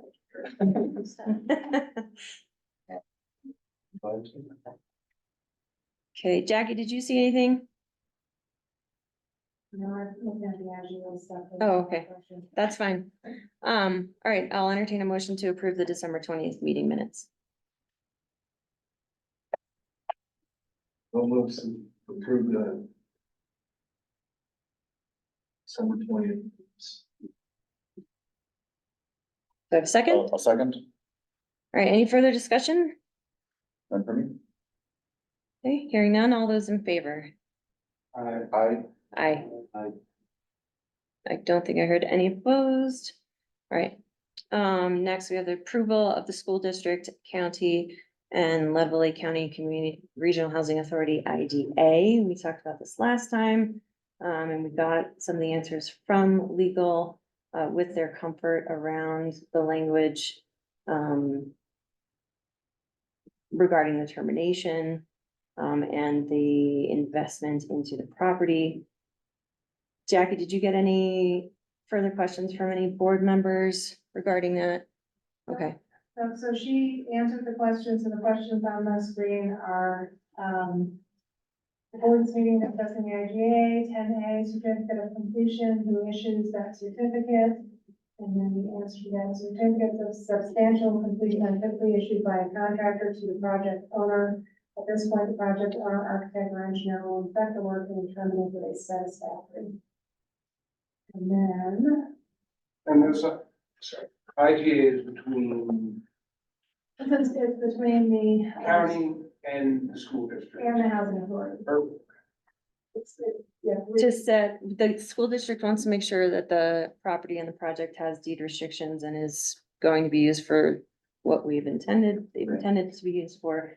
And we've drafted a sample deed restriction and shared that with them to meet their needs and satisfaction of that demand. And I didn't think the housing authority was directly involved in this. I thought it was between the county and the city, right? Or, sorry, the county and the school district. And the housing authority. So all three attorneys worked on it together. Okay. And Chris was the county attorney. And Kendra is the housing authority attorney, and she. Do we need to ask Kendra, or we feel confident with Chris's? I was confident with Chris's response. I think the big concern was if the infrastructure goes in the ground and the school district were to back out, or if the project wasn't to happen, then somebody would have to repay DOLA and the investment of $700,000-800,000. But based on this agreement and the language in there, that It was whether the county was vulnerable, and so it was appropriate to ask Chris whether the county was vulnerable. You know, that was what that question was about.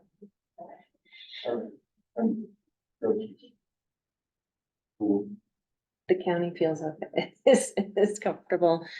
We looked at that as well. Yeah, and then she further said the county does reform the school district refuses to honor the county's option to purchase the property, then the school district will be in breach of the agreement, and county can pursue legal remedies, which include repayment of the cost of installing the structure as damages or enforcement of the option to purchase. She does not believe that they need to add additional costs to cover that, and not want to have to circulate revised requests at this point, given how long it took to get this approved.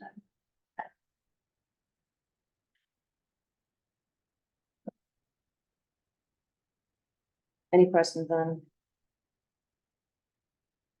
the, any other language, or did anybody find anything different that they had wanted clarification on? I Okay, didn't see anything.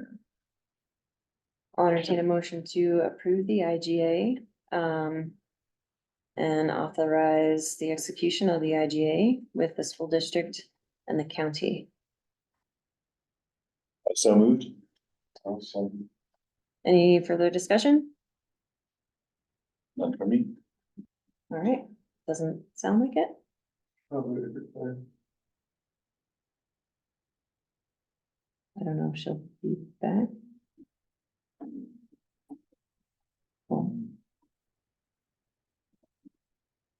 I mean, I don't know that there's, did you get any questions from Clara on the IGA? Okay. I think this is pretty straightforward, it seems like, but Yeah, Yeah, man, I think I was the only one that had a question last time. Or we could wait to take a vote, I guess. We can wait to vote until she gets back. Okay. Go on with some partner updates. Sounds great. Good idea. All right, city, any updates for us? Yep, got 3 new council members, so lots of onboarding to do, of course. We have agreed to have quarterly talks about the regional housing authority. Most likely just gonna look like updates, this is where we're at in the project, and bigger scope things as to discussion items. Probably not gonna dive too deep into the weeds, at least that's what I would imagine. But definitely to get some feedback, from council members directly as to what their thoughts are on general big item things that we're doing. Other than that, I don't think there's anything new since last time. No, I think just we presented the idea of having quarterly meetings as well taken. And I think the first update will be sometime next month. And those between the city and the county? Just the That's, city. that's Christian and I. Like a housing specific work session? It's not work session, just an agenda item. Yeah. That way we can get some input from the other council members, just to make sure we are pleasing the council as a whole. Any other status updates on projects? Rail yard or URA? At a pause, still we're waiting for developer to get their act together. Okay. Right. Let's just finish up. Claire, we were talking about the IGA. And, we had a motion on the floor to approve the IGA. And do you have any other, anything to add for discussion? Okay. So the motion on the floor was to approve the IGA. All in favor? Aye. Aye. All right. Everyone's in favor? Can I'm still in favor of the voted, that's fine. What's the next step on that? It's approved by the county and the school district? And we just Yeah. need to approve it? Yeah, so the school district approved it, and it just, I think they were waiting for, the housing authority to sign, and so that's the next step. They approved it basically as it was presented to them, but they have not executed it, so they're waiting for us. Okay, so if we voted on it, then it's essentially executed by us, so we could. I'm sorry, I can't keep these details straight from meeting to meeting. The school district will retain ownership until the infrastructure is in the ground. So Right. there's no like trigger that suddenly happens. We're still waiting on Michael to get the RFPs out to put the stuff in the ground. We don't need to kick off anything now that it's approved. Right. Okay. Okay. Moving along through partner updates,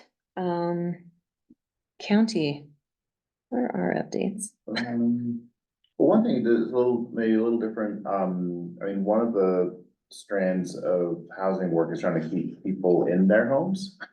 And the county in the 24 budget has put some significant pots of money in different places, in particular with rising property taxes to provide financial assistance, both for renters and homeowners, and also do as good a job as we can publicizing some of the existing tax deferral programs that are out there run by the state. People seem to know about the seniors and veterans exemptions, but they don't know about one that anyone is eligible for. If they have had, I think it's a 4% increase in property taxes, which is everyone in Colorado. But in particular, trying to provide direct financial assistance kind of in similar ways that was done through COVID on that needs committee, not run through county programs, but through some nonprofit channels, and then also helping send lots of money to help people catch up with deferred maintenance. That might throw them out of their home. I'm probably forgetting things, but again, I think to me, it's a good additional complement to trying to intercept existing housing when it's being sold or building housing and to keep people in their homes. And then also in the budget, some significant money to contribute to the housing authority and other housing. I think that's a good summary. No. All right, Jackie, why do you have the school district property IGA? Just because it was one of our partners, and I think, going forward, we're gonna start reaching out, we had a meeting with Parkville today, Michael and I went to go talk to, Greg, we'll have meetings with Parkville Sanitation, so I'll start adding one to the agenda Okay, as well, so we can just, what's happening with those conversations. Parkville, what's exciting is, they have water, they have water rights, and they have pressure. And so we don't need apparently to extend anything, or it's gonna be very easy with them. I don't anticipate that to be the case with Parkville Sanitation. So, yeah, but I was very excited about, the fact that the lines for these units that we're hoping to build are in place, and so it's gonna be, that part of it's gonna be easy. We're getting on their schedule, to make sure that they know that we're anticipating, things happening June to September. yeah. That's exciting. What's the sewer line that goes by that parcel? Harrison or No. down McQuest or, Yeah, so we haven't met with Parkville, I'm sorry, with local sanitation, we meet with them on the 25th. Okay, and if you wanna go visit some sewer lines, we could I really enjoyed our last field trip. do that and see. But is there a main in? I can't remember the name of that road. Is there a main over there? Or On- 6th Street or, Yeah. the main goes down like through Washington across the ambulance property, or that where 4th Street rounds and hits 6th Street. Okay, That's the sewer line. That's why that property west of it is having trouble with sanitation because they didn't get a lift up to that oh, and yeah. permission.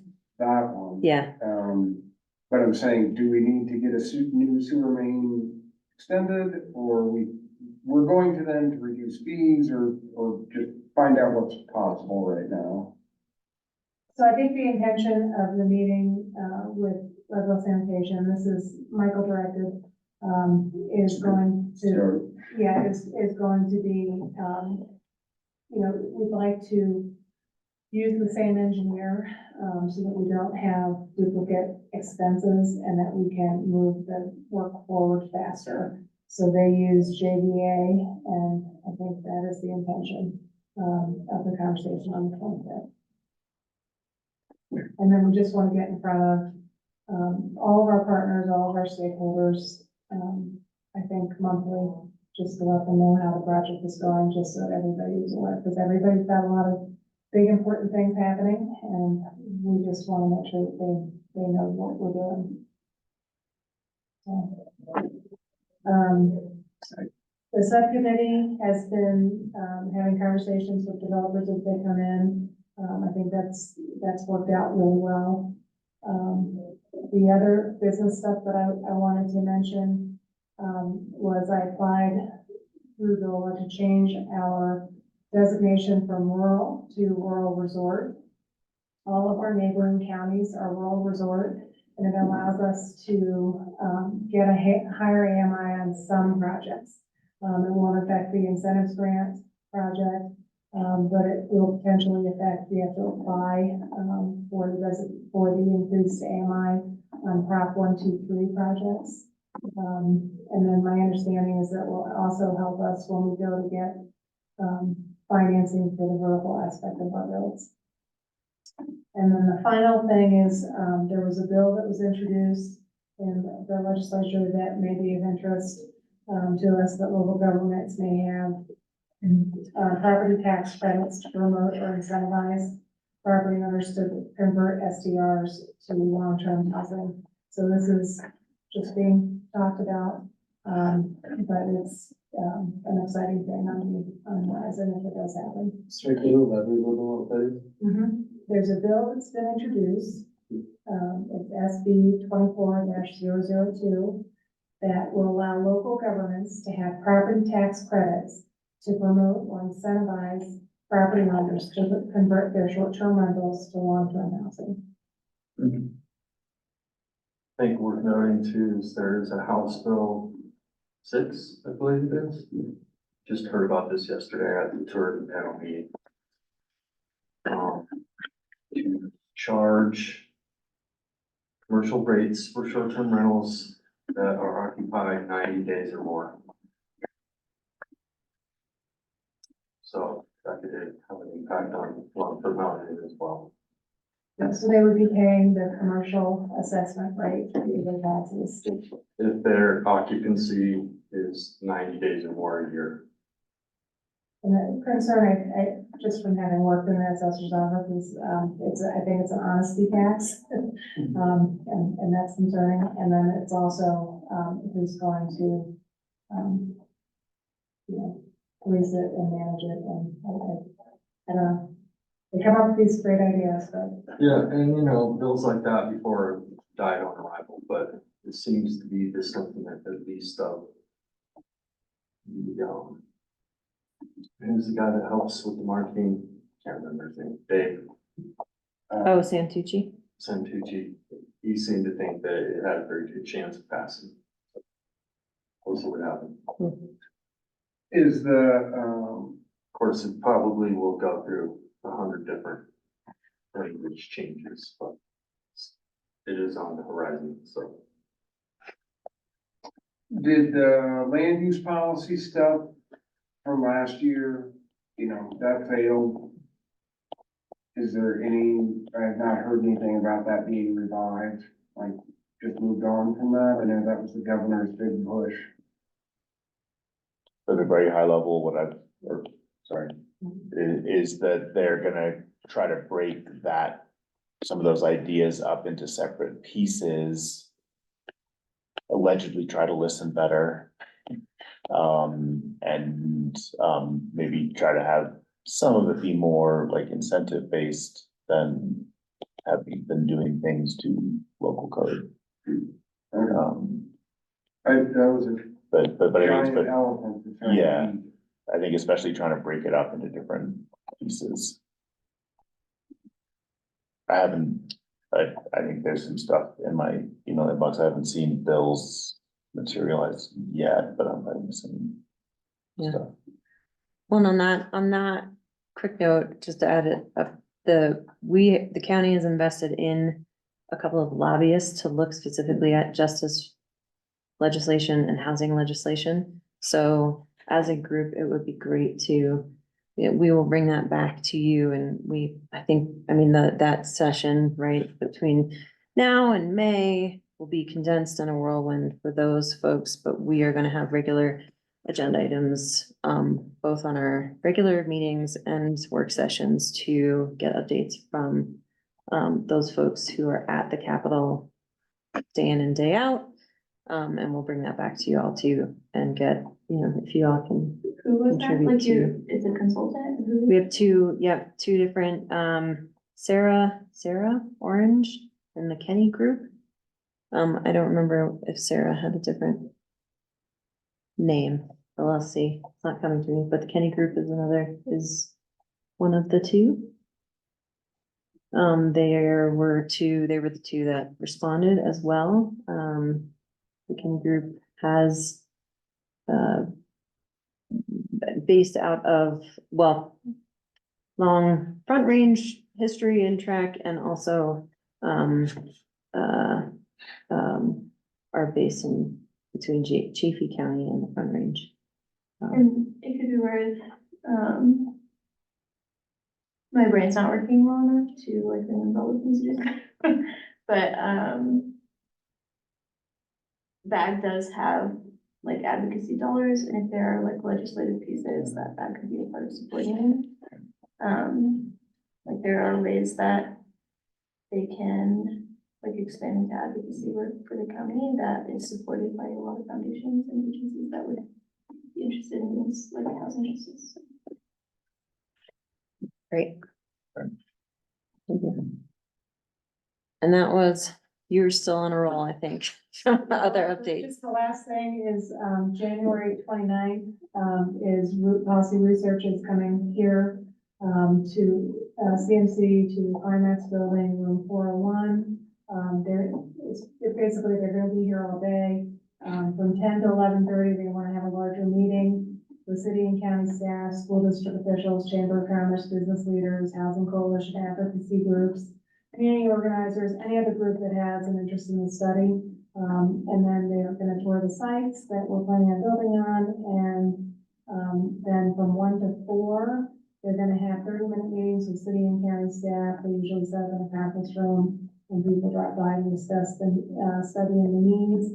I welcome you to extend the invitation to anybody, that may not have gotten it. Just because I think this is so important. I'm very excited that, we've got this very, very wonderful organization helping us to update this very important document. And this is the needs assessment. Okay, and the housing coalition knows about this? Yep, I sent it to Christie, so has she forwarded it to you? She's on vacation. Okay. Yeah, She's so, gone through the 23rd or something. yeah, so this is on the 29th, so just please reach out to anybody. Do we know who's covering for Christie? Is there a cover for Christie? She should be here. This is one of a few. Was it Cruz? Sometimes they get. I can send her, I'll send her the appropriate, I'll send her the invitation to forward it. Yeah, because if we're 12 days away, Christie's back 6. Not that people are gonna put this on their calendar, but you know, the more times they see it. I mean, I'm her supervisor, so we can help Christie. Excellent. That would be terrific. And I promised you, she is probably not fully resting and is thinking about housing as we speak. Do you have an update on the enterprise community partners? Okay.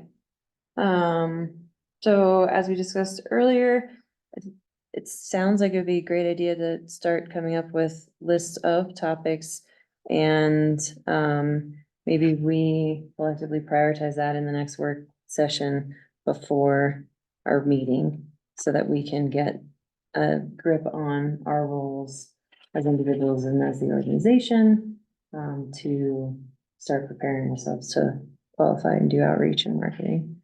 But I would encourage everybody to expand that list and keep it rolling, with Jackie. Jackie, can you create a live document to share? Yes. All right. And we will, Grayson was very kind to, help us to put the projects, the current housing projects on a new format to me, called CODA. And so I've started to enter in those projects. And I was waiting for him he had a conflict with tonight, to report out on that. It's gonna be a living document that everybody can plug into and update, and then it will be on the website as well.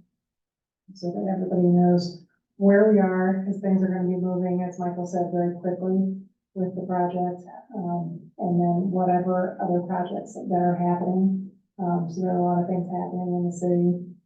Interesting conversation last night at city council with Victor Christian and his parcel that he's hoping to develop, and so there's just lots of things going on. So this will be a nice way for everybody to be able to keep up to speed with what's happening. And we just roses. Do we want to come up with a date for the work session? Christian had suggested we have that for an hour before our next meeting. Is that your suggestion? Did I understand that correctly? I think so. Yeah, that's fine to me, that works for me, I don't know if it's. But we, Midday, so. That's enough time. You think? I mean, maybe let's have a small discussion right now, you know, how much time, I mean, I guess, depending on the day, right? If we wanna put in an hour or two, it's possible we should pick a different date for folks. I would, I think we should shortchange, try and jam that into an hour, I think that's gonna be longer. yeah, So, I would agree that discussion can go easily 2 to 3 hours if we really wanted it to, it's a pretty complicated process. Mhm. Well, maybe we can, and I think we would, I mean, I would suppose we want folks like Reed or Max or others here to help us understand that, so Jackie, maybe we reach out to make sure we can have the support from other folks and send out a doodle poll. I would suggest it being separate. An extra. That's gonna be 2 or 3 hours. Yeah, I would be fine with that, yeah. Are there any times, days that work better? I think maybe starting with the group partners, that would be essential for that conversation, and going from there might be a little bit easier for us. now we're winding down, Jackie, do you have any, can we help you hire some help? Yes, The county's doing that already? yes, I need to work on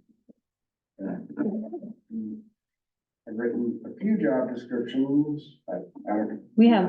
She's Oh, that's had, already done. she's that. had some. I've got a couple of them, I just need to have the time to. I'm happy to help you with that, and maybe this is the place to use the network, the enabling piece that Sarah and Ken were talking about.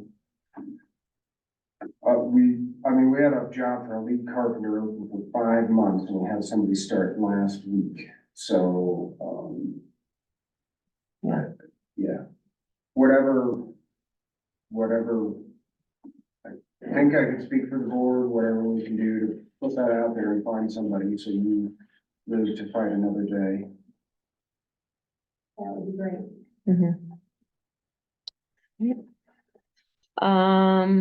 Future discussions, we have the logo, the emails, our website, and we'll have a living document for those work session topics. Anything else from you, Jackie?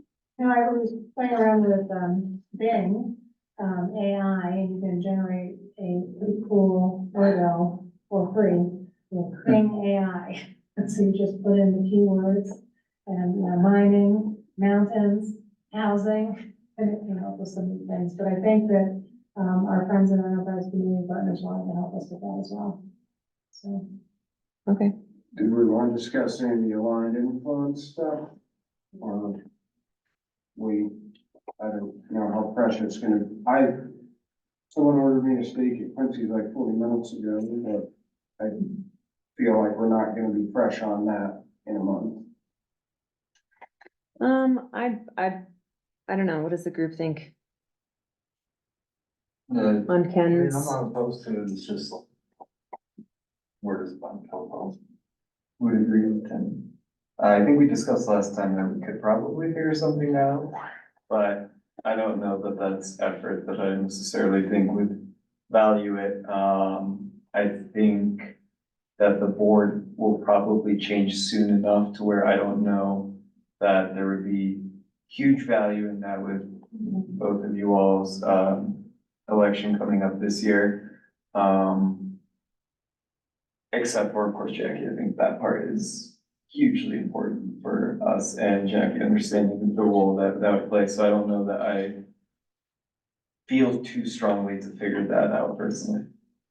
I think we left off last time, we were gonna hit up 3 organizations for $4,000 a piece or something, right? Like the city, the county, and the community fund, maybe? Maybe. I'm sorry, I don't think we had that conversation. I apologize. Oh, I think we definitely did. No, we didn't have a conversation as the county Yeah. to come back with an offer. Okay. Contemplate that. I mean, I feel like it's good training to have, and like, we don't have a set of board policies and we haven't had some of that discussion.